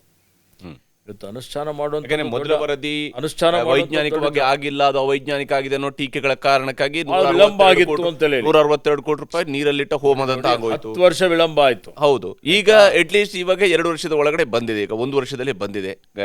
ಏನು ಜನಗಣತಿ ಆಗಿ ಜಾತಿಗಣತಿ ಆಗಿ 1 ವರ್ಷ ಒಳಗಡೆ ವರದಿ ಈಗ ಸಲ್ಲಿಕೆ ಆಗಿದೆ. ಸಿದ್ದರಾಮಯ್ಯನವರು ಮುಖ್ಯಮಂತ್ರಿ ಆಗಿದ್ದ ಕಡೆಯ ದಿವಸ ಅವರು ಅದನ್ನು ಸ್ವೀಕರಿಸಿದ್ದಾರೆ. ಹೀಗಿರುವಾಗ ಸರ್ಕಾರದ ಮಡಿಲಲ್ಲಿದೆ ಇವಾಗ ಅದು. ಸರ್ಕಾರ ಅದನ್ನು ಇದು ಕ್ಯಾಬಿನೆಟ್ಗೆ ತರೋದಕ್ಕೆ ತನ್ನದೇ ಆದಂಥ ಕಾರಣಗಳಿಗಾಗಿ ವಿಳಂಬ ಮಾಡಲೂಬೋದು ಅಥವಾ ತ್ವರಿತವಾಗಿ ಮಾಡಲೂಬೋದು. ಅದು ನಿಮ್ಗಳ ಜವಾಬ್ದಾರಿ, ಗೊತ್ತಿಲ್ಲ. ಸಚಿವರುಗಳಾಗಿ ತಾವು ಹೇಗೆ ಮಾಡ್ತೀರಿ ಅದ್ರ ಮೇಲೆ ನಿಂತಿದೆ. ಈಗಲಾದರೂ ಅಟ್ಲೀಸ್ಟ್ ಈ ವರದಿ ವೈಜ್ಞಾನಿಕವಾಗಿದೆ ಅಂತೇಳಿ ಒಪ್ಪಿಕೊಂಡು ಅದನ್ನು ಜಾರಿಗೊಳಿಸೋದ್ರ ಕಡೆಗೆ ಹೋಗುತ್ತಾ ಅಂತ. ಯಾಕಂದರೆ ಎಲ್ಲ ಸಮುದಾಯದವರು ಇದನ್ನು ಬಯಸ್ತಾ ಇರುವಂಥ ವಿಚಾರಗಳಿದ್ದಾವೆ ಇಲ್ಲಿ. ನೋಡಿ, ಸತ್ಯ ಇದೆ, ಎಲ್ಲರೂ ಬಯಸ್ತಾ ಇರ್ತಕ್ಕಂಥದ್ದು, ಎಲ್ರಿಗೂ ನ್ಯಾಯ ಸಿಗಬೇಕು ಅನ್ನುವಂಥದ್ದು ಇದು ಎಲ್ಲರ ಅಭಿಮತವಾಗಿದೆ. ಅದು ವೈಜ್ಞಾನಿಕವಾಗಿ ಆಗಬೇಕು, ಅದು ಇವತ್ತು ವಾಸ್ತವಾಂಶದ ಆಧಾರದ ಮೇಲೆ ಆಗಬೇಕು ಅನ್ನುವಂಥದ್ದು ಎಲ್ಲರ ಅಭಿಪ್ರಾಯ. ಹೀಗಾಗಿ ಯಾವುದೇ ಸಮುದಾಯಕ್ಕೂ ಅನ್ಯಾಯ ಆಗದ ರೀತಿಯಲ್ಲಿ ಇದನ್ನು ಅನುಷ್ಠಾನ ಮಾಡ್ತೀವಿ ಅನ್ನುವಂಥ ಮಾತನ್ನು ಹಿಂದೆ ಮಾನ್ಯ ಸಿದ್ದರಾಮಯ್ಯ ಸರ್ ಅವರು ಹೇಳಿದರು. ಅದೇ ರೀತಿಯಲ್ಲಿ ಈಗಿನ ಮುಖ್ಯಮಂತ್ರಿಗಳು ಈಗಿನ ಸಚಿವ ಸಂಪುಟದಲ್ಲಿ ಈ ವಿಷಯದ ಬಗ್ಗೆ ಸಮಗ್ರವಾಗಿ ಚರ್ಚೆ ಮಾಡಿ ಯಾವ ಸಮುದಾಯಕ್ಕೂ ಅನ್ಯಾಯ ಆಗದ ರೀತಿಯಲ್ಲಿ ಅದನ್ನು ಜಾರಿ ಮಾಡುವಂಥ ಒಂದು ಕೆಲಸ, ಅದ್ರ ಬಗ್ಗೆ ತೀರ್ಮಾನ ಮಾಡುವಂಥ ಒಂದು ಕೆಲಸ ಸರ್ಕಾರ ಮಾಡ್ತದೆ ಅನ್ನುವಂಥ ವಿಶ್ವಾಸ ನನಗಿದೆ. ತಾವು ಅರಣ್ಯ ಸಚಿವರಾದ್ರಿ. ತಾವು ಅರಣ್ಯ ಸಚಿವರಾದಾಗ ಮಲೆನಾಡು ಭಾಗದ ಹಿಂದಿನ ಗೃಹ ಸಚಿವರು ಮತ್ತು ಶಾಸಕರು ಕೂಡ ಅವರು ಒಂದು ಅವ್ರಿಗೇನು ಗೊತ್ತಿದೆ ರೀ ಕಾಡಿನ ಬಗ್ಗೆ, ಅರಣ್ಯದ ಬಗ್ಗೆ ಅವ್ರಿಗೇನು ಗೊತ್ತಿದೆ ರೀ ಅನ್ನುವಂಥ ಟೀಕೆಯೂ ಬಂತು. ತಮಗೆ ಒಂದು ರೀತಿಯ ಸ್ವಾಗತ ಆ ರೀತಿಯಲ್ಲಿ ಸಿಕ್ತು ಅಂತ ಅದನ್ನ ಹೇಳ್ಬೋದು. ಟೀಕೆ ಅನ್ನೋದಕ್ಕಿಂತಾಗಿ ಅವ್ರಿಗೇನ್ರಿಗೆ ಗೊತ್ತಿದೆ ಅಂತ ಬಂತು. ಆದರೆ ತಾವು ಹೇಗೆ ನೋಡಿದ್ರಿ ಆ ವಿಚಾರಗಳನ್ನ? ನೋಡಿ, ಅವರು ನೈಜವಾದದ್ದಂದೇ ಹೇಳಿದ್ದಾರೆ. ಆದರೆ ವೈಯಕ್ತಿಕವಾಗಿ ನನಗೆ ಪ್ರಕೃತಿ, ಪರಿಸರ, ಅರಣ್ಯದ ಬಗ್ಗೆ ಬಹಳಷ್ಟು ಒಲವಿತ್ತು, ಒಂದು ಪ್ಯಾಷನ್ ಇತ್ತು. ಓಕೆ, ಏನಪ್ಪ ಅಂದರೆ ನಾವು ಯಾವತ್ತೂ ಹಸಿರು ಹೊದಿಕೆ ನೋಡ್ತಿದ್ದೆ, ನನಗೆ ಖುಷಿ ಆಗ್ತಾ ಇತ್ತು. ಇವತ್ತು ನನಗೆ ಒಂಥರ ಫ್ರೆಶ್ನೆಸ್ ಕಾಣಿಸ್ತಾ ಇತ್ತು. ಹೀಗಾಗಿ ನಾನು ಅರಣ್ಯ, ಪ್ರಕೃತಿ, ಪರಿಸರಕ್ಕೆ ನಾನು ಭಾಳಷ್ಟು ಪ್ರೀತಿ ಮಾಡ್ತಾ ಇದ್ದೆ. ಅದು ಒಳ್ಳೆಯ ರೀತಿಯಿಂದ ಏನಾದರೂ ಅವಕಾಶ ಸಿಕ್ಕರೆ ಮಾಡಬೇಕು ಅನ್ನೋಂಥದ್ದು. ನಮ್ಮ ಭಾಗದಲ್ಲಿ ಅರಣ್ಯನೇ ಇಲ್ಲ.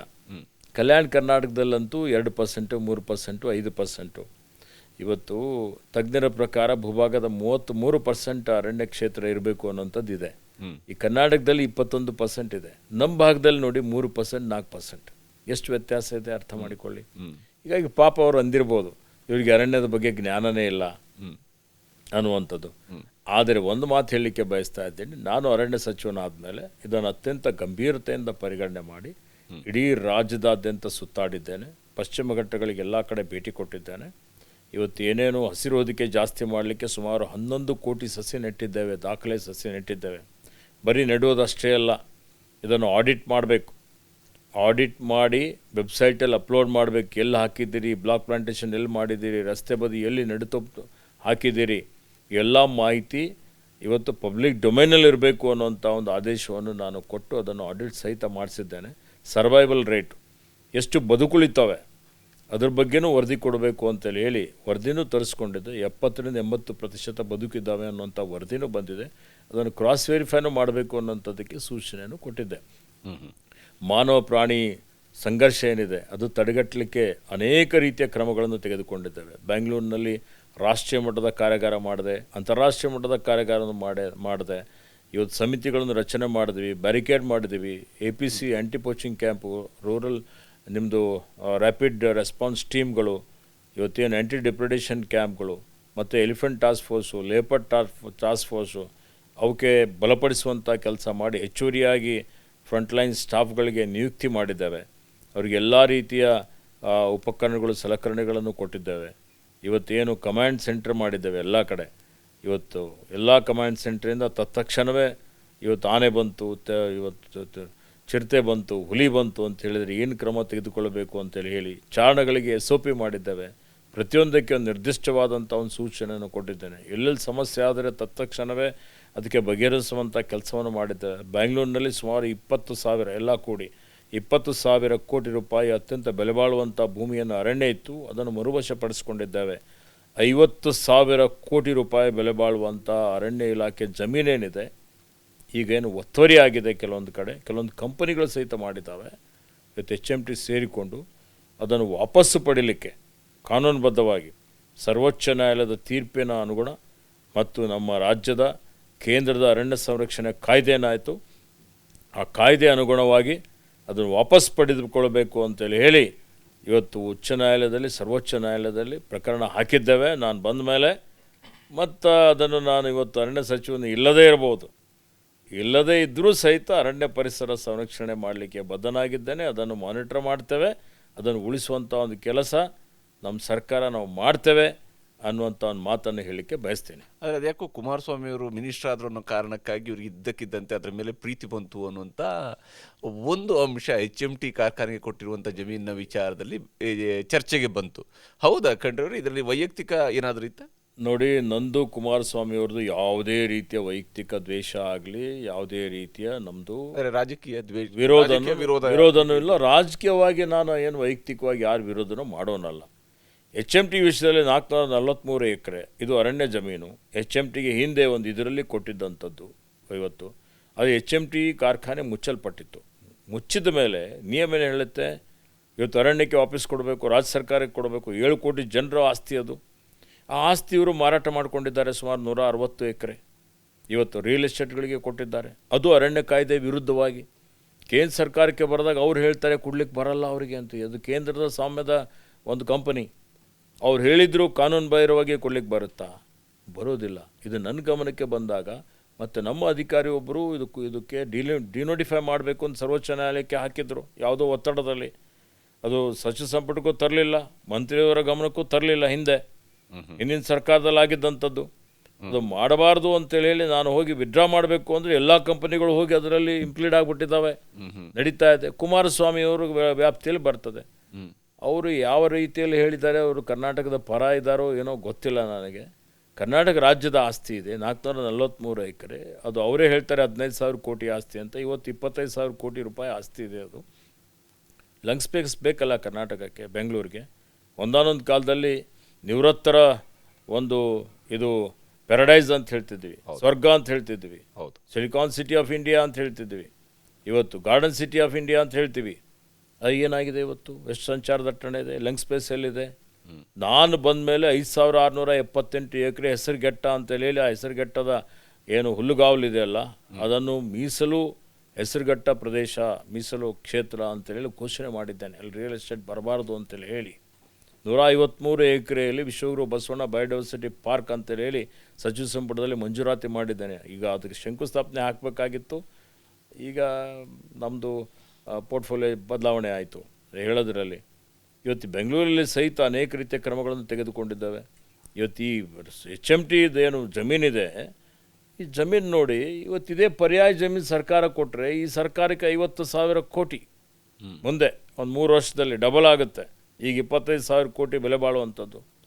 ಅದಕ್ಕೆ ಮಾನ್ಯ ಕುಮಾರಸ್ವಾಮಿಯವರು ಯಾಕೆ ವಿರೋಧ ಮಾಡಬೇಕು ಹೇಳಿ? ಉತ್ತರ ಕೊಡಲಿ, ನೀವೇ ಹೇಳಿ.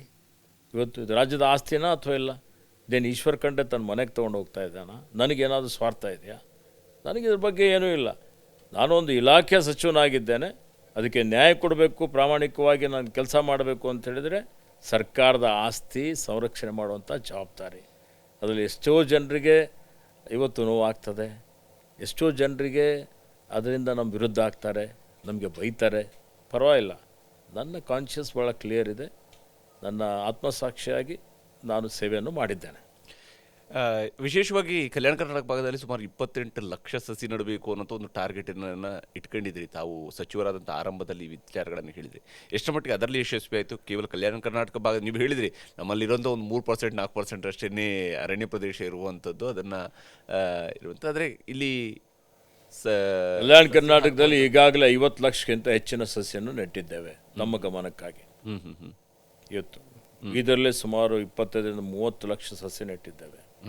ಹೀಗಾಗಿ ಕಲ್ಯಾಣ ಕರ್ನಾಟಕದಲ್ಲಿ ಹೆಚ್ಚುವರಿಯಾಗಿ ಹೋದ ಸಲ ಕಲ್ಯಾಣ ಕರ್ನಾಟಕದ 50 ಕೋಟಿ, ರಾಜ್ಯದ ಅರಣ್ಯ ಇಲಾಖೆ 50 ಕೋಟಿ, 100 ಕೋಟಿ ರೂಪಾಯಿ ಕೊಟ್ಟು ಇವತ್ತು ರಸ್ತೆ ಅಕ್ಕಪಕ್ಕದಲ್ಲಿ ಸಹಿತ ಎತ್ತರದ ಸಸಿಗಳು ಹಾಕಬೇಕು, ಎಲ್ಲರಿಗೂ ಗೋಚರಿಸ್ತವೆ ಮತ್ತು ಅದಕ್ಕೆ ಸರ್ವೈವಲ್ ರೇಟು ಜಾಸ್ತಿ ಇರುತ್ತೆ, ಬದುಕುಳಿಯುವಂಥದ್ದು ಅಂತೇಳಿ ಹೇಳಿ ಅದನ್ನು ಮಾಡಿದ್ದೇವೆ. ಟ್ರೀ ಪಾರ್ಕ್ಗಳು ಮಾಡಿದ್ದೇವೆ. ಅಲ್ಲಿ ಭಾಳಷ್ಟು ಸುಧಾರಣೆಯನ್ನು ಅಲ್ಲಿ ಮಾಡಿದ್ದೇನೆ. ಇವತ್ತು ಇನ್ನೂ ಮಾಡುವಂಥದ್ದು ಭಾಳಷ್ಟು ಇತ್ತು. ಅದು ಈಗ ಗ್ರಾಮೀಣಾಭಿವೃದ್ಧಿ ಮತ್ತು ಪಂಚಾಯತ್ ರಾಜ್ ಇಲಾಖೆಯಲ್ಲಿ ಇದ್ದುಕೊಂಡು ಅರಣ್ಯ ಇಲಾಖೆ ಯಾರಿಗೆ ಕೊಟ್ಟರು ಅವ್ರ ಜೊತೆಯಲ್ಲಿ ಸಮಾಲೋಚನೆ ಮಾಡಿ ಒಂದು ಸಂಯೋಜನೆ ಮಾಡಿಕೊಂಡು ಅದನ್ನು ಮಾಡುವಂಥ ಕೆಲಸ ಮಾಡ್ತೇನೆ. ಇಲ್ಲಿ ವಿಶೇಷವಾಗಿ ಗ್ರಾಮೀಣಾಭಿವೃದ್ಧಿ ಇಲಾಖೆಗೆ ತಾವೀಗ ಬಂದಿರೋದ್ರಿಂದಾಗಿ ನೀವು ಆರಂಭದಲ್ಲಿ ಹೇಳಿದ್ರಿ ಕುಡಿಯುವ ನೀರು ನನ್ನ ಪ್ರಥಮ ಆದ್ಯತೆ ಅಂತೇಳಿ. ಈಗಾಗಲೇ ಪಂಚಾಯತ್ ರಾಜ್ ವ್ಯವಸ್ಥೆಯ ವಿಚಾರದಲ್ಲಿ ಪ್ರಿಯಾಂಕ್ ಖರ್ಗೆ ಅವರು ಮಿನಿಸ್ಟರ್ ಆಗಿದ್ದಾಗ ರಾಷ್ಟ್ರಮಟ್ಟದ ಪ್ರಶಸ್ತಿಯೂ ಕೂಡ ಬಂತು, ಬೆಸ್ಟ್ ಅಡ್ಮಿನಿಸ್ಟ್ರೇಷನ್ ಕರ್ನಾಟಕದಲ್ಲಿದೆ ಅಂದ್ಕೊಂಡು. ಆದರೆ ನಾವು ಪಂಚಾಯತ್ಗಳ ವಿಚಾರಗಳಿಗೆ ಹೋದಾಗ ಅದು ಕೆಲವು ಸೀಮಿತ ಪ್ರದೇಶದ ಪಂಚಾಯತಿಗಳಿಗೆ ಮಾತ್ರ ಈ ಪ್ರಶಸ್ತಿಗಳಲ್ಲಿ ಮೊದಲ 2ನೇ 3ನೇ ಪ್ರಶಸ್ತಿಗಳು ಬಂದಿರುವಂಥದ್ದು. ಒಂದು 5-6 ಪಂಚಾಯತಿಗಳನ್ನು ನೋಡಿದಾಗಲೂ ಕೂಡ ಹೆಚ್ಚಾಗಿ ಒಂದು ಸೀಮಿತವಾಗಿರ್ತಕ್ಕಂಥ 1-2-3 ಜಿಲ್ಲೆಗಳಿಗೆ ಮಾತ್ರ ಇದು ಗೋಚರಿಸ್ತಾ ಇದೆ. ಉಳಿದ ಭಾಗಗಳಲ್ಲಿರುವಂಥ ಪಂಚಾಯತ್ ರಾಜ್ ಆಡಳಿತ ವ್ಯವಸ್ಥೆ, ಈ ಆಡಳಿತ ವ್ಯವಸ್ಥೆಯಲ್ಲಿರುವಂಥ, ಯಾಕಂದರೆ ಅಲ್ಲಿ ನಿಮ್ಮ PDOಗಳಿದ್ದಾರೆ, ಅವ್ರಗಳ ಬಗ್ಗೆ ಭಾಳಷ್ಟು ದೊಡ್ಡ ಕಂಪ್ಲೇಂಟ್ಸು ಭಾಳ ಹಿಂದಿನಿಂದಲೂ ಕೂಡ ಇದ್ದೇ ಇರುವಂಥದ್ದಿದೆ. ಭ್ರಷ್ಟಾಚಾರ ತಡಿಬೇಕಾಗಿರುವಂಥದ್ದು ಭಾಳ ದೊಡ್ಡ ಅನಿವಾರ್ಯತೆ. ಯಾಕಂದರೆ ಸಾಮಾನ್ಯ ಜನರಿಗೆ ಇರುವ ನೇರ ಆಡಳಿತದ ಹತ್ತಿರದ ಸಂಪರ್ಕದ ಕೊಂಡಿ ಅಂದರೆ ನಿಮ್ಮ ಪಂಚಾಯಿತಿಗಳು. ಅಲ್ಲಿ ಏನು ಮಾಡ್ತೀರಿ, ಯಾವ ಸ್ವರೂಪದಲ್ಲಿ ಆ ಜನರಿಗೆ ನೇರವಾಗಿ ಸೌಲಭ್ಯಗಳು ಸಿಕ್ಕೋದಕ್ಕೆ ಏನು ಮಾಡ್ತೀರಿ? ನೋಡಿ, ತಮ್ಮ ಮಾಹಿತಿಗಾಗಿ ಇವತ್ತು ಇಡೀ ದೇಶದಲ್ಲಿ ಪಂಚಾಯತ್ ರಾಜ್ ಆಡಳಿತದಲ್ಲಿ ಕರ್ನಾಟಕ ನಂಬರ್ 1 ಇದೆ. 5 ರಾಜ್ಯಗಳಿದ್ದಾವೆ, ಅದರಲ್ಲಿ ಕರ್ನಾಟಕನೂ ಇದೆ. ಹೌದು, ಭಾಳ ಹೆಮ್ಮೆಯ ಒಂದು ವಿಷಯ. ಏಕೆಂದರೆ ನಾವು ಜಲ್ ಜೀವನ್ ಮಿಷನ್ ಯೋಜನೆ ತಗೊಳ್ಳಿ, ನರೇಗಾ ಈಗ VBG ರಾಮ್ಜಿ ಆಗ್ತಾ ಇದೆ. ಹೌದು ನೋಡಿ, ಈಗ ನಿನ್ನೆ VBG ರಾಮ್ಜಿಯಲ್ಲಿ ನರೇಗಾದೇ ಒಂದು ಮುಂದುವರಿಕೆ ಇದೆ. ಅದರಲ್ಲಿ ಕರ್ನಾಟಕಕ್ಕೆ ಸುಮಾರು 5,800 ಕೋಟಿ ರೂಪಾಯಿ ಇಂಟರಿಮ್ ಒಂದು ಅನುದಾನ ಇವತ್ತು ಮಂಜೂರಾತಿ ಆಗಿದೆ. ಅದಕ್ಕೆ ಕರ್ನಾಟಕ ಸರ್ಕಾರ 40% ಕೊಟ್ಟರೆ ಅದು 3,800 ಕೋಟಿ ಅಂದರೆ 9,600 ಕೋಟಿ ರೂಪಾಯಿ ಆಗುತ್ತೆ. ಈ 9,600 ಕೋಟಿ ರೂಪಾಯಿ ವೆಚ್ಚದಲ್ಲಿ ಇವತ್ತು ನಾವು ಏನು 5,924-28 ಗ್ರಾಮ ಪಂಚಾಯತ್ಗಳಿದ್ದಾವೆ, ಆ ಗ್ರಾಮ ಪಂಚಾಯತ್ಗಳೆಲ್ಲ ಕಡೆ ಆದ್ಯತೆ ಮೇರೆಗೆ ಇವತ್ತು ಆಸ್ತಿ ಸೃಜನೆ ಮಾಡುವಂಥದ್ದು ಮತ್ತು ಬೇಡಿಕೆ ಆಧಾರದ ಮೇಲೆ ಎಲ್ಲರಿಗೂ ಉದ್ಯೋಗ ಕೊಡುವಂಥದ್ದು. 73 ಲಕ್ಷ ಜನ ಜಾಬ್ ಕಾರ್ಡ್ ಹೋಲ್ಡರ್ಸ್ ಇದ್ದಾರೆ. ಅವರೆಲ್ಲರಿಗೂ ಉದ್ಯೋಗ ಕೊಡುವಂಥ ಒಂದು ರೀತಿಯಲ್ಲಿ ಏನು ಹಿಂದೆ 2006ರಲ್ಲಿ ನರೇಗಾ ಜಾರಿಗೆ ಬಂತಲ್ಲ, ಅತ್ಯಂತ ಕ್ರಾಂತಿಕಾರಕವಾದಂಥ ಒಂದು ಕಾರ್ಯಕ್ರಮ, ಒಂದು ಯೋಜನೆ, UPA ಸರ್ಕಾರದ ಯೋಜನೆ. ಈಗ ಸ್ವಲ್ಪ ಬದಲಾವಣೆ ಮಾಡಿ 40% ಕೂಡ ಸುಲಭ ಇದೆಯಾ ಕರ್ನಾಟಕ ಸರ್ಕಾರಕ್ಕೆ? ಇದೇ ಕಷ್ಟ ಇದ್ರು ನೋಡಿ, ಅದಕ್ಕೆ ನಾವು ಕೇಂದ್ರ ಸರ್ಕಾರಕ್ಕೆ ಒತ್ತಾಯ ಮಾಡಿದ್ವಿ. ಸರ್ಕಾರದ ಮೇಲೆ ಈಗಾಗಲೇ ಹೊರೆ ಮೇಲೆ ಹೊರೆ ಹಾಕ್ತಾ ಇದ್ದೀರಿ, ನಮ್ಮದು ಟ್ಯಾಕ್ಸು ತೆರಿಗೆ ಎಲ್ಲ ತೊಗೊಳ್ತಾ ಇದ್ದೀರಿ, ಮತ್ತು ರಾಜ್ಯ ಸರ್ಕಾರಕ್ಕೆ ದುರ್ಬಲ ಮಾಡ್ತಾ ಇದ್ದೀರಿ. ಒಕ್ಕೂಟದ ವ್ಯವಸ್ಥೆಯಲ್ಲಿ ಇದು ಮಾಡಬಾರ್ದು ಅನ್ನುವಂಥದ್ದು ಒತ್ತಾಯ ಮಾಡ್ತಾ ಇದ್ದೇವೆ. ಈಗಲೂ 28-29ಕ್ಕೆ ಒಂದು ರಾಷ್ಟ್ರೀಯ ಒಂದು ಕಾರ್ಯಾಗಾರ ಕರೆದಿದ್ದಾರೆ, ಒಂದು ಸಭೆ ಕರೆದಿದ್ದಾರೆ, ಸಮಾವೇಶ. ಅದರಲ್ಲಿ ನಾನು ಭಾಗಿಯಾಗ್ತಾ ಇದ್ದೇನೆ. ಶಿವರಾಜ್ ಸಿಂಗ್ ಚೌಹಾಣ್ ಅವರು ನಿನ್ನೆ ಒಂದು ವಿಡಿಯೋ ಕಾನ್ಫರೆನ್ಸ್ ಮುಖಾಂತರ ಸಭೆ ಆಯಿತು. ಜುಲೈ 1ನೇ ತಾರೀಕಿನಿಂದ VBG ರಾಮ್ಜಿ ಅನುಷ್ಠಾನ ತರ್ತಾ ಇದ್ದಾರೆ. ಅದು ನಮ್ಮ ಉದ್ಯೋಗ ಖಾತ್ರಿಯ ಸುಮ್ಮನೆ ಹೆಸರಿಗೆ ಮಾತ್ರ ಮಹಾತ್ಮ ಗಾಂಧಿಯವರು, ರಾಷ್ಟ್ರಪಿತ ಮಹಾತ್ಮ ಗಾಂಧಿಯವರು ಹೆಸರು ಬದಲಾವಣೆ ಮಾಡಿದ್ದು ಖಂಡನೀಯ. ಇವತ್ತು ಅದನ್ನೇ ಮಾಡ್ತಾ ಇದ್ದಾರೆ. ಅದಕ್ಕೆ ಏನೇನು ಸಲಹೆ ಕೊಡಬೇಕು ಅಂತ ನಮ್ಮ ಸಲಹೆಗಳು ಏನೇನು ಬಿಟ್ಟು ಹೋಗಿದೆ ಅದೆಲ್ಲವನ್ನು ಸೇರಿಸಲಿಕ್ಕೆ, ಮತ್ತು 40% ಅವ್ರೇನು ಕೇಳ್ತಾ ಇದ್ದಾರೆ ಹಂತ ಹಂತವಾಗಿ ಬೇಕಾದರೆ ಮಾಡಲಿ. 10% ಹಿಂದೆ ರಾಜ್ಯ ಸರ್ಕಾರ ಕೊಡ್ತಾಯಿತ್ತು, 90% ಕೇಂದ್ರ ಸರ್ಕಾರ ಕೊಡ್ತಾಯಿತ್ತು ಉದ್ಯೋಗ ಖಾತ್ರಿಗೆ. ಈಗ ಕನಿಷ್ಠ 20%, 80% ಆದರೂ ಮಾಡಿ ಅನ್ನುವಂಥ ಒತ್ತಾಯ ಮಾಡಬೇಕು ಅನ್ನುವಂಥದ್ದು ನಾನು ವಿಚಾರ ಮಾಡಿದ್ದೇನೆ.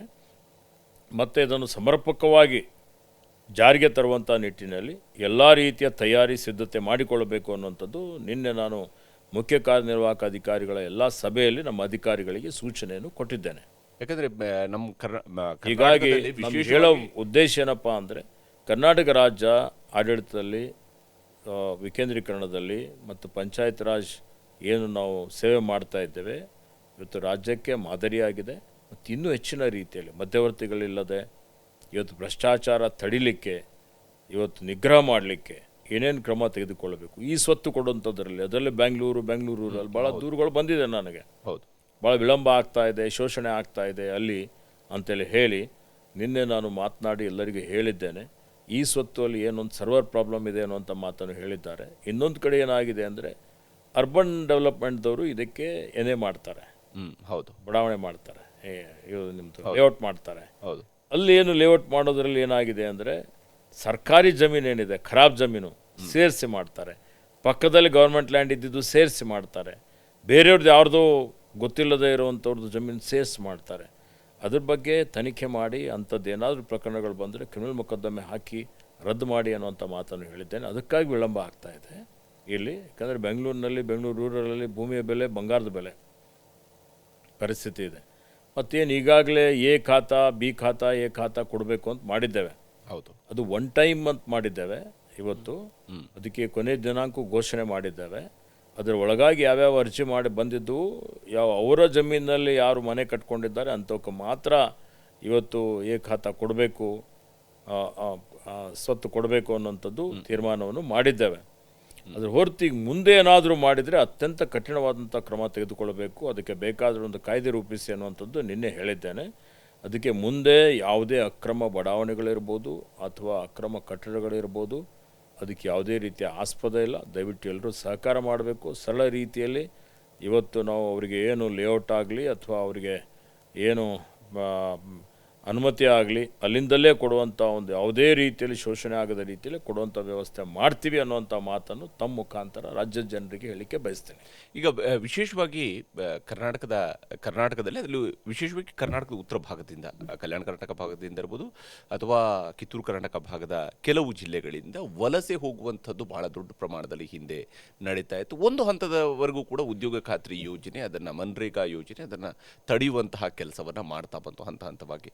ಈಗ VBG ರಾಮ್ಜಿ ಬಂದ ಮೇಲೆ ಬಹಳ ಪ್ರಮುಖವಾಗಿ ಕಾಂಗ್ರೆಸ್ನವರು ಎತ್ತಿದಂತಹ ಪ್ರಶ್ನೆ, ಇಲ್ಲಿ ನಾವು ವಲಸೆಯನ್ನು ತಡೆಯುವಂತಹ ಕೆಲಸ ಆಗ್ತಾ ಇತ್ತು, ಆದರೆ VBG ರಾಮ್ಜಿಯಿಂದ ಮತ್ತೆ ಎಲ್ಲಿ ವಲಸೆ ಹೋಗುವಂಥ ಅಪಾಯ ಎದುರಾಗುತ್ತೆ ಅನ್ನೋದ್ರ ಬಗ್ಗೆ ಒಂದು ಚರ್ಚೆಯನ್ನು ಮುನ್ನೆಲೆಗೆ ತಂದಿದ್ದು ಕೂಡ ಇತ್ತು.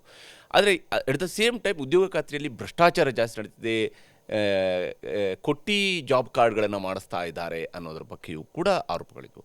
ಈ ನಿಟ್ಟಿನಲ್ಲಿ ತಾವು ಯಾವ ಸ್ವರೂಪದಲ್ಲಿ ನೋಡ್ತೀರಿ VBG ರಾಮ್ಜಿಯನ್ನು, ಮತ್ತು ಎಷ್ಟರ ಮಟ್ಟಿಗೆ ಇದು ಪರಿಣಾಮಕಾರಿಯಾಗಿ ವಲಸೆ ತಡೆಯೋದಕ್ಕೆ ಸಾಧ್ಯ ಆಗುತ್ತಾ, ಆಗೋದಿಲ್ವಾ, ಏನು ಸವಾಲಿದೆ, ಮತ್ತು ತಾವು ಯಾವ ರೀತಿಯಂಥ ಯೋಜನೆಯನ್ನು ರೂಪಿಸಿದ್ದೀರಿ ಇಲ್ಲಿ? ನೋಡಿ, ಡಾಕ್ಟರ್ ಬಾಬಾ ಸಾಹೇಬ್ ಅಂಬೇಡ್ಕರ್ ಅವರು ಒಂದು ಮಾತನ್ನು ಹೇಳ್ತಾರೆ, ಸಂವಿಧಾನ ಒಂದು ಭಾಳ ಚೆನ್ನಾಗಿರ್ಬೋದು, ಅನುಷ್ಠಾನ ಮಾಡೋಂಥವ್ರು ಕೆಟ್ಟವರಾಗಿದ್ದರೆ ಕೆಟ್ಟದ್ದೇ ಆಗಬಹುದು. ಸಂವಿಧಾನ ಕೆಟ್ಟದಾಗಿದ್ದರೂ ಅನುಷ್ಠಾನ ಮಾಡೋಂಥವ್ರು ಒಳ್ಳೆಯವರಿದ್ದರೆ ಅವ್ರ ಹಿತಾನೇ ಆಗ್ಬೋದು ಅನ್ನೋಂಥ ಮಾತನ್ನು ಹೇಳ್ತಾರೆ. ಹೀಗಾಗಿ VBG ರಾಮ್ಜಿ ಅನುಷ್ಠಾನ ಮಾಡೋದ್ರಲ್ಲಿದೆ. ಅನುಷ್ಠಾನ ಮಾಡೋದು ನಮ್ಮ ಕೈಯಲ್ಲಿದೆ. ನಾವು ನಮ್ಮ ಅಧಿಕಾರಿಗಳು, ಜನಪ್ರತಿನಿಧಿಗಳು ಸೇರಿಕೊಂಡು ಉತ್ತಮವಾಗಿ ಇದನ್ನು ಅನುಷ್ಠಾನ ಮಾಡಿದ್ದರೆ, ಮತ್ತು ನನ್ನ ಪ್ರಕಾರ ಉದ್ಯೋಗ ಖಾತ್ರಿಯಲ್ಲಿ ಇದ್ದಂಥದ್ದೇ ನಮ್ಮ ನಾಯಕರುಗಳೆಲ್ಲ ಏನು ಒತ್ತಾಯ ಮಾಡಿದ್ರಲ್ಲ ಕೇಂದ್ರಕ್ಕೆ, ಮೊನ್ನೆ ರಾಹುಲ್ ಗಾಂಧಿಯವರು ಏನೇನು ಸಲಹೆಗಳನ್ನು ಕೊಟ್ಟಿದ್ದಾರೆ ಅದು VBG ರಾಮ್ಜಿಯಲ್ಲಿ ಅಳವಡಿಸಿದ್ದಾರೆ. ಅವರು ಒಪ್ಪಿಕೊಳ್ಳಿಕ್ಕಿಲ್ಲ, ಆದರೂ ಎಲ್ಲ ಕಾಮಗಾರಿಗಳು ಹಿಂದೆ ಏನಿತ್ತು ಬಹುತೇಕ 90% ಕಾಮಗಾರಿಗಳು ಅದರಲ್ಲಿ ಸೇರ್ಪಡೆ ಮಾಡಿದ್ದಾರೆ. ನಿನ್ನೆ ನಾನು ನೋಡಿದ್ದೇನೆ, ಅಧ್ಯಯನನೂ ಮಾಡಿದ್ದೇನೆ. ಮತ್ತು ರಾಜ್ಯ ಸರ್ಕಾರದಿಂದ ಯಾವುದು ಬಿಟ್ಟಿದ್ದರೂ ಕಾಮಗಾರಿ ತಗೊಳ್ಳಿಕ್ಕೆ ಸೇರ್ಪಡೆ ಮಾಡಬೇಕು ಅನ್ನುವಂಥದ್ದು ಒಂದು ಸಲಹೆಯನ್ನು ನಾವು ಕೊಡ್ತಾ ಇದ್ದೇವೆ. ಓಕೆ, ಆ ಸಲಹೆ ಬಗ್ಗೆನೂ ನಾವು ವಿಚಾರ ಮಾಡ್ತೀವಿ, ಪರಿಶೀಲನೆ ಮಾಡ್ತೀವಿ ಅನ್ನೋಂಥ ಮಾತು ಕೇಂದ್ರ ಸಚಿವರು ಹೇಳಿದ್ದಾರೆ. ಹೀಗಾಗಿ VBG ರಾಮ್ಜಿ ಮತ್ತು ನರೇಗಾ ಏನಿದೆ ಅದು ಸುಮ್ಮನೆ ರಾಜ್ಯ ಸರ್ಕಾರದ ಮೇಲೆ ಹೊರೆ ಹಾಕಲಿಕ್ಕೆ ಮತ್ತು ಮಹಾತ್ಮ ಗಾಂಧೀಜಿಯವರ ಹೆಸರು ಬದಲಾವಣೆ ಮಾಡಲಿಕ್ಕೆ ಮಾತ್ರ ಮಾಡಿದ್ದಾರೆ ಅವರು. ಅದನ್ನು ನಾವು ಇವತ್ತು ಪರಿಣಾಮಕಾರಿಗೆ ಅನುಷ್ಠಾನ ಮಾಡಿದ್ದಾರೆ. ಈಗ 125 ದಿವಸ ಕೆಲವೊಂದು ಅಂಶಗಳಿದ್ದಾವೆ ಅದರಲ್ಲಿ, ಯಾವುದೋ ನಮಗೆ ಒಪ್ಪಿಗೆ ಇಲ್ಲ. ಏನು ಹಾರ್ವೆಸ್ಟಿಂಗ್ ಟೈಮಲ್ಲಿ 2 ತಿಂಗಳ 60 ದಿವಸ ಉದ್ಯೋಗ ಕೊಡಬಾರ್ದು, ಅವಾಗ ಉದ್ಯೋಗ ಅರಸಿ ಬಂದರೆ ಅಥವಾ ಉದ್ಯೋಗ ಕೊಡಬಾರ್ದು ಅವರಿಗೆ ಅಂತೇಳಿ ಹೇಳಿದರೆ ಇವತ್ತೇನಾಗುತ್ತೆ, ಅವ್ರಿಗೆ ಶೋಷಣೆ ಆಗುತ್ತೆ. ನಾವೀಗ 370 ರೂಪಾಯಿ ಕೂಲಿ ಕೊಡ್ತಾ ಇದ್ದೇವೆ, ವೇತನ ಕೊಡ್ತಾ ಇದ್ದೇವೆ ಅವ್ರಿಗೆ ದಿನ. ಹೌದು, ಈಗ ನಾನು ನಿನ್ನೆ ಮತ್ತೆ ರೈಸ್ ಮಾಡಿದ್ದೇನೆ. ಈ 370 ಇದ್ದಿದ್ದು ಕನಿಷ್ಠ ವೇತನ ಏನಿದೆ ಅಲ್ಲ, ಕಾರ್ಮಿಕರ ವೇತನ, ಅದು ಈಗ ನಮ್ಮಲ್ಲಿ ಜಾಸ್ತಿ ಆಗಿದೆ. ಅದು 390ರವರೆಗೆ ಆಗ್ಬೋದು. ಅದು ಹೆಚ್ಚಿಸಲಿಕ್ಕೆ ನೀವು ಅವಕಾಶ ಮಾಡಿಕೊಡ್ಬೇಕು ಅಂತ ಹೇಳಿ ಅದಕ್ಕೆ ಚವ್ಹಾಣ್ ಅವರು ಹೇಳಿದರು, ಶಿವರಾಜ್ ಸಿಂಗ್ ಅವರು, ನಾವೊಂದು ವೇಜ್ ಬೋರ್ಡ್ ಮಾಡಿದ್ದೇವೆ, ಪ್ರಸ್ತಾವನೆ ಸಲ್ಲಿಸಿ ಅದ್ರಲ್ಲಿ ತೀರ್ಮಾನ ಮಾಡ್ತೀವಿ ಅಂತೇಳಿ. ಹಿಂದೆ ಕರ್ನಾಟಕ ಸರ್ಕಾರ ಹೈಕೋರ್ಟ್ಗೆ ಹೋಗಿ ಅದು 370 ಅಂತೇಳಿ ನಿಗದಿ ಮಾಡಿ ನಾವು ಜಾರಿಗೆ ತಂದಿದ್ದೇವೆ. ಅದೇ ರೀತಿಯಲ್ಲಿ ಈಗ ಮುಂದೆ ಪರಿಷ್ಕರಣೆ ಮಾಡಿ ಅದಕ್ಕೆ 370 ಜಾಸ್ತಿ ಮಾಡಬೇಕು ಅನ್ನೋಂಥದ್ದು ನಮ್ಮ ಒಂದು ಉದ್ದೇಶ ಆಗಿದೆ. ಹೀಗಾಗಿ ನನ್ನ ಪ್ರಕಾರ ಏನು ವಲಸೆ ಹೋಗ್ತಾ ಇದ್ದಾರೆ, ನಗರಗಳ ಮೇಲೆ ಒತ್ತಡ ಆಗ್ತಾ ಇದೆ, ಎಲ್ಲ ರೀತಿಯಲ್ಲಿ ಆಗದ ರೀತಿಯಲ್ಲಿ ಕಾರ್ಯಕ್ರಮಗಳನ್ನು ರೂಪಿಸಲಿಕ್ಕೆ ನಾನು ಹೇಳಿದ್ದೇನೆ. ಅದು ಅಷ್ಟು ಬೇಗ ಅದು ಜಾರಿಗೆ ತರ್ತೇವೆ. ಮತ್ತು ವಲಸೆ ಹೋಗೋದ ರೀತಿಯಲ್ಲಿ ಪ್ರತಿ ವರ್ಷ ಎಷ್ಟು ಪರ್ಸೆಂಟೇಜ್ ವಲಸೆ ಹೋಗ್ತಾರೆ ಈ ವರ್ಷ ಎಷ್ಟು ಪರ್ಸೆಂಟೇಜ್ ವಲಸೆ ಹೋಗ್ತಾರೆ ಅದು ಹೋಲಿಕೆ ಮಾಡಿ ನಾವು ಹೇಳ್ಬೋದು ನಮ್ಮ ಸಾಧನೆ ಏನು ಮಾಡಿದ್ದೀವಿ ಅಂತೇಳಿ. ಆ ಕೆಲಸ ನಾವು ಮಾಡ್ತೇವೆ ಅನ್ನುವಂಥ ವಿಶ್ವಾಸ ನನಗಿದೆ. ಕಡೆದಾಗಿ ಈಶ್ವರ್ ಖಂಡ್ರೆ, ಈ ತಮ್ಮ ಹೇರ್ ಸ್ಟೈಲ್ ಏನು ಇದು ಅಂತ? ನೋಡಿ, ನಾನು ವಿದ್ಯಾರ್ಥಿ ಇದ್ದಾಗಿನಿಂದ ಒಂದು ಸ್ವಲ್ಪ ಗಾಗಲ್ ಹಾಕ್ಕೊಳ್ಳುವಂಥದ್ದು, ಓಕೆ ಮತ್ತು ಹಿಂಗೆ ಹೇರ್ ಸ್ಟೈಲ್ ಇಟ್ಕೊಂಡು ನಮ್ಮ ತಂದೆಯವ್ರು ಹೇಳಿದ್ರು ನಾನು ಕೇಳ್ತಾ ಇರಲಿಲ್ಲ. ಓಕೆ ನನಗೆ ಇಷ್ಟ ಅನಿಸ್ತದೆ ಅಂತೇಳಿ ನಾನು ಇಟ್ಕೊಂಡಿದ್ದೇನೆ. ಓಕೆ ಮತ್ತು ಈಗ ನಮ್ಮ ಬೆಂಬಲಿಗರಿದ್ದಾರೆ, ಅಭಿಮಾನಿಗಳಿದ್ದಾರೆ, ಅವರು ಲೈಕ್ ಮಾಡ್ತಾರೆ. ಸೊ ಅದು ನನ್ನ ಇಚ್ಛೆ ಪ್ರಕಾರ ಇಟ್ಕೊಂಡಿದ್ದೇನೆ ಅಷ್ಟೇ. ನಿಮ್ಮನ್ನು 2008ರಲ್ಲಿ ಫಸ್ಟ್ ಟೈಮ್ MLA ಆಗಿ ನೋಡಿದಾಗ ಇದ್ಯಾರಪ್ಪ ಹಿಂಗೆ ನಮ್ಮ ಒಬ್ಬರು ಶಾಸಕರು ಈ ರೀತಿಯಾಗಿ ಕೂದಲು ಬಿಟ್ಕೊಂಡಿದ್ದಾರೆ ಅಂತ ನಾವು ಶಾಸನಸಭೆ ಗ್ಯಾಲರಿಯಲ್ಲಿ ಕೂತ್ಕೊಂಡಿದ್ದಾಗ ನಾವು ಮಾತಾಡ್ತಾ ಇದ್ದೀವಿ. ಹಾಗೇನಿಲ್ಲ, ಆಯಿತು. ಯಾಕಂದರೆ ರಾಜಕಾರಣಿಗಳು ಸಾಮಾನ್ಯವಾಗಿ ಈ ರೀತಿಯಾಗಿ ನಮ್ಮ ಒಲವು ಅಷ್ಟೇ, ವಿಶೇಷ ಏನಿಲ್ಲ. ಸ್ವಲ್ಪ ಹೇರ್ ಬಗ್ಗೆ ಹೆಚ್ಚಿಗೆ ಒಂದು ಈ ಕಳಕಳಿ ಇದೆ, ಕಾಳಜಿ ಇದೆ. ಸ್ಟೈಲ್ ವಿಚಾರದಲ್ಲಿ ತಾವು ಸ್ಟೈಲ್ ಅಂತೇನಿಲ್ಲ, ನೋ ನಥಿಂಗ್ ಲೈಕ್ ಸ್ಟೈಲ್. ಯಾರನ್ನಾದ್ರೂ ನೋಡಿ ಏನಾದರೂ ಹಂಗಿರಬೇಕು ಹಿಂಗಿರಬೇಕು ಸ್ಟೈಲ್ ಮಾಡಬೇಕು ಅನ್ನೋಂಥ ಇದೆ ಏನಿಲ್ಲ. ಭಾಳ ಸರಳತೆಯಿಂದ ಬೆಳೆದಿದ್ದೇವೆ, ಸಹಜತೆಯಿಂದ ಬೆಳೆದಿದ್ದೇವೆ, ಅದನ್ನು ಮುಂದುವರಿಸ್ಕೊಂಡು ಹೋಗ್ತಾ ಇದ್ದೇವೆ. ದೂರಿಂದ ನೋಡಿದವ್ರಿಗೆ ಏನಾದರೂ ಕಾಣಬಹುದು ಅಲ್ವಾ? ಆದರೆ ನನಗೆ ಯಾರು ಹತ್ತಿರದವರಿದ್ದಾರೆ, ಸಮೀಪ ಇದ್ದಾರೆ, ಅವರು ಅರ್ಥ ಮಾಡಿಕೊಂಡಿದ್ದಾರೆ, ಆ ರೀತಿಯಲ್ಲಿ ನಡ್ಕೊಂಡು ಹೋಗ್ತಾ ಇದ್ದಾನೆ. ಶಾಸನಸಭೆಯಲ್ಲಿ ತಾವು ಮೊದಲ ಬಾರಿಗೆ ಶಾಸಕರಾಗಿ ಬಂದಾಗ ಮಾಡಿದಂತಹ ಭಾಷಣಗಳ ಸಂದರ್ಭದಲ್ಲಿ ಕೂಡ ನಿಮ್ಮ ಕಡೆಗೆ ಒಮ್ಮೆ ಎಲ್ಲರೂ ಕೂಡ ನೋಡೋ ರೀತಿಯಲ್ಲಿ, ಯಾಕಂದರೆ ನಿಮ್ಮ ವಾಯ್ಸ್ ಇರ್ಬೋದು ಅಥವಾ ನೀವು ಪ್ರಸ್ತಾಪಿಸ್ತಾ ಇದ್ದಂಥ ವಿಚಾರಗಳಲ್ಲಿದ್ದಂಥ ಕ್ಲಾರಿಟಿ ಇದು ಭಾಳ ಚೆನ್ನಾಗಿತ್ತು. ಯಾಕಂದರೆ ಫಸ್ಟ್ ಟೈಮ್ MLA ಈ ಸ್ವರೂಪದಲ್ಲಿ ಮಾತಾಡ್ತಿದ್ದಾರೆ ಅನ್ನೋಂಥ ಶ್ಲಾಘನೆ ತಮಗೆ ಹೌಸ್ನಲ್ಲೂ ಕೂಡ ಅವತ್ತು ಸಿಕ್ಕಿದ್ದನ್ನು ನಾವು ನೋಡಿದ್ವಿ. ಆದರೆ ಈಶ್ವರ್ ಖಂಡ್ರೆ ಅವರಲ್ಲಿ ಇನ್ನೂ ಬಹಳ ದೊಡ್ಡ ಪೊಟೆನ್ಷಿಯಲ್ ಇದೆ ರಾಜ್ಯದಲ್ಲಿ ಒಬ್ಬ ನಾಯಕನಾಗಿ ಬೆಳೆಯೋದಕ್ಕೆ ಅನ್ನೋದು ನಿಂತು. ಆದರೆ ಈಶ್ವರ್ ಖಂಡ್ರೆ ಅವರು ಕೂಡ ಎಲ್ಲೋ ಒಂದು ಕಡೆ ಅದನ್ನು ಪೂರ್ತಿಯಾಗಿ ಬಳಕೆ ಮಾಡಿಕೊಳ್ಳಿಲ್ಲ ಅನ್ನುವಂಥ ಒಂದು ಟೀಕೆಯೂ ಕೂಡ ಇದೆ. ಇದರ ಬಗ್ಗೆ ಏನು ಹೇಳ್ತೀರಿ? ನೋಡಿ, ನಾನು ಯಾವ ಹುದ್ದೆಯಲ್ಲಿ ನನಗೆ ಜವಾಬ್ದಾರಿ ಕೊಡಲಾಗಿದೆ ಅದನ್ನು ಪ್ರಾಮಾಣಿಕತೆಯಿಂದ ದಕ್ಷತೆಯಿಂದ ಮಾಡಬೇಕು ಅನ್ನೋಂಥದ್ದು ನನ್ನ ಒಂದು ಸಂಕಲ್ಪ. ನಾನು ಇನ್ನೂ ಹಂಗೆ ಮೇಲೆ ಹೋಗಬೇಕು, ಅದು ಮಾಡಬೇಕು ಇದು ಮಾಡಬೇಕು ಅನ್ನುವಂಥದ್ದು ಆ ಒಂದು ಏನು ಭಾಳ ದೊಡ್ಡ ಮಹತ್ವಾಕಾಂಕ್ಷೆ ಅನ್ನುವಂಥದ್ದು ಇಲ್ಲ. ಸೊ ಆದರೆ ಇವತ್ತೇನು ರಾಜ್ಯದ ಜನರಿಗೆ ಉತ್ತಮ ಆಡಳಿತ ಕೊಡಬೇಕು, ಜನರ ಜೀವನ ಮಟ್ಟ ಸುಧಾರಣೆ ಮಾಡಬೇಕು, ಒಂದು ಬದಲಾವಣೆ ತರಬೇಕು, ಪರಿವರ್ತನೆ ತರಬೇಕು, ಎಲ್ಲರಿಗೂ ಒಳ್ಳೆಯದಾಗಬೇಕು, ಸಮಾಜ ನಿರ್ಮಾಣ ಮಾಡಬೇಕು, ಬಡವರಿಗೆ ಸಹಾಯ ಆಗಬೇಕು, ಮತ್ತು ನ್ಯಾಯಪರವಾಗಿರಬೇಕು, ನ್ಯಾಯಸಮ್ಮತವಾಗಿರಬೇಕು, ನೀತಿಮತ್ತವಾಗಿ ಆಡಳಿತ ನಡೆಸಬೇಕು ಅನ್ನೋಂಥದ್ದು ನನ್ನ ಒಂದು ಗುರಿ. ನನಗೆ ಎಷ್ಟು ದಿವಸ ಜನ ಅಧಿಕಾರ ಕೊಡ್ತಾರೆ, ನಮ್ಮ ವರಿಷ್ಠರು ಇವತ್ತು ನನಗೆ ಜವಾಬ್ದಾರಿ ಕೊಡ್ತಾರೆ, ಅಷ್ಟು ದಿವಸ ಆತ್ಮಸಾಕ್ಷಿಯಾಗಿ, ನ್ಯಾಯಸಮ್ಮತವಾಗಿ, ನೀತಿಸಮ್ಮತವಾಗಿ, ಪ್ರಾಮಾಣಿಕತೆಯಿಂದ, ದಕ್ಷತೆಯಿಂದ ಸೇವೆ ಮಾಡುತ್ತೇನೆ. ಕರ್ನಾಟಕದಲ್ಲಿ ಕಾಂಗ್ರೆಸ್ನಿಂದ ಉಳಿದ ಪಕ್ಷಗಳ ಹೊರತಾಗಿ ಕಾಂಗ್ರೆಸ್ನಿಂದ ಕಳೆದ 36 ವರ್ಷಗಳಿಂದ ಯಾರೂ ಕೂಡ ಲಿಂಗಾಯತ ಸಮುದಾಯದವರು ಮುಖ್ಯಮಂತ್ರಿ ಆಗಲಿಲ್ಲ. ಇದಕ್ಕೆ ಒಂದು ಕಾರಣ ಏನಂದರೆ ಲಿಂಗಾಯತ ಸಮುದಾಯ ಕಾಂಗ್ರೆಸ್ನಿಂದ ದೂರ ಸರಿದಿದೆ ವೀರೇಂದ್ರ ಪಾಟೀಲ್ರಿಗಾದಂಥ ಅನ್ಯಾಯದ ಕಾರಣಕ್ಕಾಗಿ ಅನ್ನುವಂಥ ವಿಚಾರಗಳು ರಾಜಕೀಯವಾಗಿರುವಂತಹ ಚರ್ಚೆ. ಅದನ್ನು ನೀವು ಒಪ್ಬೋದು, ಒಪ್ಪದೇ ಇರ್ಬೋದು, ಅದನ್ನು ಕಾಂಗ್ರೆಸ್ನವ್ರು ಬೇರೆ ರೀತಿಯ ವಿಶ್ಲೇಷಣೆ ಮಾಡ್ಬೋದು. ಅದು ಆದರೆ ಪಾಪ್ಯುಲರ್ ನರೇಟಿವ್ ಅಂತೂ ಆ ರೀತಿಯಾಗಿ ಇದೆ. ಅದು ತಮ್ಮ ಗಮನಕ್ಕೂ ಕೂಡ ಬಂದಿರುವಂಥದ್ದೇ ಇರುತ್ತೆ. ತಮ್ಮ ಪ್ರಕಾರ ಕಾಂಗ್ರೆಸ್ನಲ್ಲಿ ಲಿಂಗಾಯತ ಸಮುದಾಯದವ್ರಿಗೆ ಮುಖ್ಯಮಂತ್ರಿ ಸ್ಥಾನವನ್ನು ಉದ್ದೇಶಪೂರ್ವಕವಾಗಿ ಕೊಡದೇ ಇರುವಂಥದ್ದು ನಡೀತಾ ಇದೆಯಾ? ನೋಡಿ, ಹಾಗೇನಿಲ್ಲ. ನನ್ನ ಪ್ರಕಾರ ಲಿಂಗಾಯತರು ಜಾತ್ಯತೀತ ವಿಚಾರವುಳ್ಳಂಥವ್ರು. ಸ್ವಾತಂತ್ರ್ಯ ಪೂರ್ವದಂತಲೂ ಲಿಂಗಾಯತ ಸಮುದಾಯ ಈ ಒಂದು ರಾಜ್ಯಕ್ಕೆ, ಈ ಪಕ್ಷಕ್ಕೆ ಭಾಳ ದೊಡ್ಡ ಮಟ್ಟದ ಒಂದು ಕೊಡುಗೆಯನ್ನು ಕೊಟ್ಟಿದೆ. ಎಸ್ ನಿಜಲಿಂಗಪ್ಪನವರು, ಬಿ ಡಿ ಜತ್ತಿಯವರು, ವೀರೇಂದ್ರ ಪಾಟೀಲ್ ಅವರು, ಚನ್ನಬಸಪ್ಪನವರು, ಹೀಗೆ ಸುಮಾರು ಜನ ಇವತ್ತು ದಿಗ್ಗಜ ನಾಯಕರು ಈ ರಾಜ್ಯದಲ್ಲಿ ಇವತ್ತು ರಾಜ್ಯ ಕಟ್ಟುವಂಥ, ಸಮಾಜ ಕಟ್ಟುವಂಥ ಕೆಲಸವನ್ನು ಮಾಡಿದ್ದಾರೆ. ತಮ್ಮದೇ ಆದಂಥ ಪ್ರಾಮಾಣಿಕತೆಯಿಂದ ದುಡಿದಿದ್ದಾರೆ, ಸೇವೆಯನ್ನು ಮಾಡಿದ್ದಾರೆ. ಪಕ್ಷನೂ ಅವರಿಗೆ ಗುರುತಿಸಿದೆ, ಪಕ್ಷನೂ ಅವರಿಗೆ ಅಧಿಕಾರವನ್ನು ಕೊಟ್ಟಿದೆ. ಕಾಲಕ್ಕೆ ಆಯಾ ಲಿಂಗಾಯತ ಸಮುದಾಯದ ನಾಯಕರುಗಳಿಗೆ ಇವತ್ತು ಸಚಿವ ಸಂಪುಟದಲ್ಲಿ ಪ್ರಾತಿನಿಧ್ಯನೂ ಸಿಕ್ಕಿದೆ. ಇವತ್ತು ಇರ್ಬೋದು, ಅವರವರ ಅಭಿಪ್ರಾಯಗಳಿದ್ದಾವೆ ಕಾಲಕ್ಕೆ. ಇವತ್ತು ಲಿಂಗಾಯತ ಸಮುದಾಯ ಇವತ್ತು ಅವರೆಲ್ಲ ಒಂದು ಸ್ವಾಭಿಮಾನಿ ಸಮುದಾಯ, ಇವತ್ತು ಒಂದು ಪ್ರಬಲ ಸಮುದಾಯ. ಅದರ ಜೊತೆಯಲ್ಲಿ ಇತರ ಸಮುದಾಯದವರನ್ನು ಜೊತೆಯಲ್ಲಿ ತೆಗೆದುಕೊಂಡು ಹೋಗುವಂಥ ಒಂದು ಸಾಮರ್ಥ್ಯ ಸಮುದಾಯಕ್ಕಿದೆ. ಅತ್ಯಂತ ಹಿಂದುಳಿದವರು ಸಹಿತ ಲಿಂಗಾಯತ ಸಮುದಾಯದಲ್ಲಿದ್ದಾರೆ. ಬೇರೆ ಬೇರೆ ವೃತ್ತಿ ಮಾಡುವಂಥವ್ರು ಇವತ್ತು ಅನೇಕ ಜನ ಏನು ಬಸವಾದಿಶರಣರ ಕಾಲದಲ್ಲಿ ಇವತ್ತು ಅವರೆಲ್ಲರೂ ಸೇರಿಕೊಂಡು ಸಮಾಜ ಕಟ್ಟಬೇಕು ಅಂತ ಇದ್ದರು, ಅಂಥವರೆಲ್ಲರೂ ಇವತ್ತು ಹಿಂದುಳಿದವರು, ಅತಿ ಹಿಂದುಳಿದವರು, ಪ್ರಬಲ ಎಲ್ಲ ಸಮುದಾಯ ಕೂಡಿನೇ ಲಿಂಗಾಯತ ವೀರಶೈವ ಸಮುದಾಯ ಇದೆ. ಹೀಗಾಗಿ ಕಾಂಗ್ರೆಸ್ ಪಕ್ಷಕ್ಕೂ ಸಹಿತ ನೀವು ನೋಡಿ, ಯಾವತ್ತಾವತ್ತು ಕಾಂಗ್ರೆಸ್ ಪಕ್ಷ ಅಧಿಕಾರಕ್ಕೆ ಬಂದಿದೆ, ಲಿಂಗಾಯತರು ಕಾಂಗ್ರೆಸ್ ಪಕ್ಷಕ್ಕೆ ಸಮರ್ಥನೆ ಮಾಡಿದ್ದಾರೆ, ಲಿಂಗಾಯತರು ಸಹಕಾರ ಕೊಟ್ಟಿದ್ದಾರೆ. ಈಗ ಮೊನ್ನೆ 2023 ತಗೊಳ್ಳಿ ನೀವು, 2023 ನಡೆದಂಥ ವಿಧಾನಸಭೆ ಚುನಾವಣೆಯಲ್ಲಿ ಸುಮಾರು 36 ಜನ ಲಿಂಗಾಯತ್ ಶಾಸಕರು ಕಾಂಗ್ರೆಸ್ ಪಕ್ಷದಿಂದ ಗೆದ್ದಿದ್ದಾರೆ. ಇವತ್ತು ಅಂದರೆ ಏನರ್ಥ? ಲಿಂಗಾಯತರು ಕಾಂಗ್ರೆಸ್ ಪಕ್ಷಕ್ಕೆ ಮತ ಕೊಟ್ಟಿದ್ದಾರೆ. ನನ್ನ ಕ್ಷೇತ್ರದಲ್ಲಿ 60% ಲಿಂಗಾಯತರು ನನಗೆ ಮತ ಹಾಕ್ತಾರೆ, ಹೆಚ್ಚಿನ ಪ್ರತಿಶತ ಜನ ಮತ ಹಾಕ್ತಾರೆ. ಹೀಗಾಗಿ ಲಿಂಗಾಯತರು ಕಾಂಗ್ರೆಸ್ನಿಂದ ದೂರ ಇದ್ದಾರೆ ಅನ್ನುವಂಥದ್ದು ಅದು ಸರಿಯಲ್ಲ. ಕಾಲಕ್ಕೆ ಆಯಾ ಚುನಾವಣೆಗೆ ಅನುಗುಣವಾಗಿ ಅವರ ಒಂದು ವಿಚಾರಗಳು, ಅವರು ತೀರ್ಮಾನವನ್ನು ಮಾಡಬಹುದು. ಹೀಗಾಗಿ ನಮ್ಮ ಪಕ್ಷ ಎಲ್ಲ ಸಮುದಾಯಕ್ಕೆ, ಅತಿ ಸಣ್ಣ ಸಮುದಾಯ ಇದ್ದರೂ ಸಹಿತ ಅವರ ನಿಷ್ಠೆ, ಪಕ್ಷ ನಿಷ್ಠೆ, ಅವರ ಒಂದು ಅನುಭವ, ಅವರ ದಕ್ಷತೆ, ಅವರ ಎಲ್ಲವನ್ನು ನೋಡಿಕೊಂಡು ಮುಖ್ಯಮಂತ್ರಿಗಳನ್ನಾಗಿ ಇವತ್ತು ನೇಮಕ ಮಾಡಿದ್ದಾರೆ.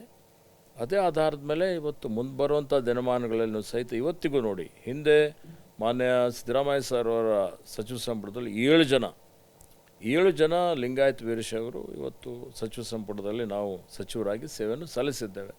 ಈಗ ಮೊನ್ನೆ ನಡೆದಂಥ ಏನು 14 ಜನ ನಾವು ಪ್ರಮಾಣ ವಚನ ಮಾಡಿದ್ದೇವೆ, ಅದರಲ್ಲಿ 3 ಜನ ಲಿಂಗಾಯತರು ಇವತ್ತು ಪ್ರಾತಿನಿಧ್ಯ ನಮಗೆ ಕೊಟ್ಟಿದ್ದಾರೆ. ಅಂದರೆ ಕಾಂಗ್ರೆಸ್ ಪಕ್ಷ ಸರ್ವರಿಗೂ ಸಮಬಾಳು ಸಮಪಾಲು ಎನ್ನುವಂಥ ಒಂದು ಏನು ನೀತಿ ಇದೆ, ಸಿದ್ಧಾಂತ ಇದೆ, ಅದರ ಮೇಲೆ ನಡೆದುಕೊಳ್ಳುವಂಥ ಒಂದು ಪಕ್ಷ ಇದೆ.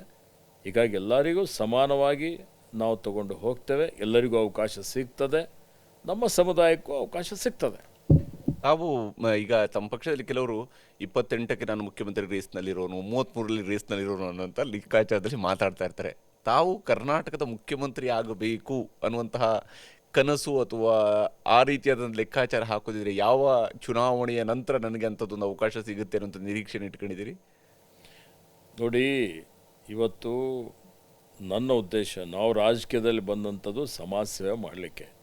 ಏನು ಸ್ಥಾನಮಾನ ಸಿಗ್ತವೆ, ಯಾವುದೇ ಸಿಕ್ಕರು, ಇವತ್ತು ನಮ್ಮ ಪಕ್ಷ ಇದೆ, ಇವತ್ತು ವರಿಷ್ಠರಿದ್ದಾರೆ, ಹಿರಿಯರಿದ್ದಾರೆ, ಅವರೆಲ್ಲರೂ ಕೂಡಿ ಅವರವರ ಸಾಮರ್ಥ್ಯದ ಆಧಾರದ ಮೇಲೆ, ಸೇವೆ ಆಧಾರದ ಮೇಲೆ, ನಿಷ್ಠೆ ಆಧಾರದ ಮೇಲೆ, ದಕ್ಷತೆ ಆಧಾರದ ಮೇಲೆ ಅವರು ತೀರ್ಮಾನ ಮಾಡ್ತಾರೆ.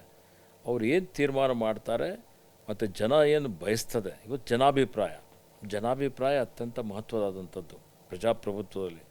ಜನಾಭಿಪ್ರಾಯದ ಆಧಾರದ ಮೇಲೆ ಇವತ್ತು ನಾಯಕತ್ವ ಸಿಗ್ತದೆ. ಹೀಗಾಗಿ ಆ ನಾಯಕತ್ವಕ್ಕೆ ಎಲ್ಲರೂ ಒಪ್ಪಿಗೆಯನ್ನು ಸೂಚಿಸ್ತಾರೆ. ಆ ದೃಷ್ಟಿಯಿಂದ ಇವತ್ತು ನಮಗೆ ಕೊಟ್ಟಂಥ ಯಾವುದೇ ಜವಾಬ್ದಾರಿ ಇದ್ದರೂ ಸಮರ್ಥವಾಗಿ ನಿಭಾಯಿಸುವಂಥದ್ದು ನಮ್ಮ ಜವಾಬ್ದಾರಿ ಇದೆ. ಆ ಜವಾಬ್ದಾರಿ ನಾನು ನಿಭಾಯಿಸ್ತೇನೆ.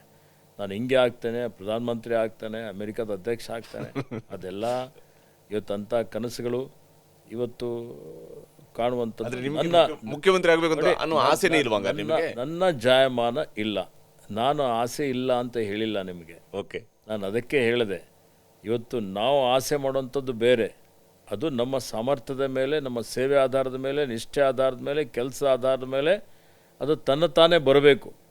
ನಾವು ಭಾಳ ಅಪೇಕ್ಷೆ ಮಾಡುವಂಥವ್ರು ಭಾಳ ಇದೆ. ಎಲ್ಲ ಅಪೇಕ್ಷೆ ಪೂರ್ತಿ ಮಾಡಲಿಕ್ಕೆ ಸಾಧ್ಯ ಆಗ್ತದೆ? ಸರ್ಕಾರದ ಜವಾಬ್ದಾರಿ ಏನಿದೆ, ಅವಶ್ಯಕತೆ ಪೂರ್ತಿ ಮಾಡಬೇಕು. ರೋಟಿ ಕಪಡ ಅವ್ರ ಮಕಾನ್, ಅದು ಅವಶ್ಯಕತೆ ಇದೆ, ಸರ್ಕಾರದ ಜವಾಬ್ದಾರಿ ಇದೆ ಕೊಡುವಂಥದ್ದು. ಅಪೇಕ್ಷೆ ನಾವು ಮುಗಿಲಿಗೆ ಹೋಗ್ತೀನಿ ಅಂತಾನೆ, ನಾನು ಹೆಲಿಕಾಪ್ಟರ್ ತೊಗೋತೀನಿ ಅಂತಾನೆ, ಆಗುತ್ತಾ? ಅದು ಅವನ ಸಾಮರ್ಥ್ಯದ ಮೇಲೆ ಅನುಗುಣವಾಗಿ ಬರ್ತದೆ. ಥ್ಯಾಂಕ್ ಯು ಈಶ್ವರ್ ಖಂಡ್ರೆ, ಇಷ್ಟೊತ್ತು ನಮ್ಮ ಜೊತೆಗೆ ಮಾತನಾಡಿದ್ದಕ್ಕಾಗಿ. Thank you very much. ಇದು ಈಶ್ವರ್ ಖಂಡ್ರೆ ಅವರ ನೇರವಾದಂತಹ ಮಾತುಗಳು. ನಮಸ್ಕಾರ.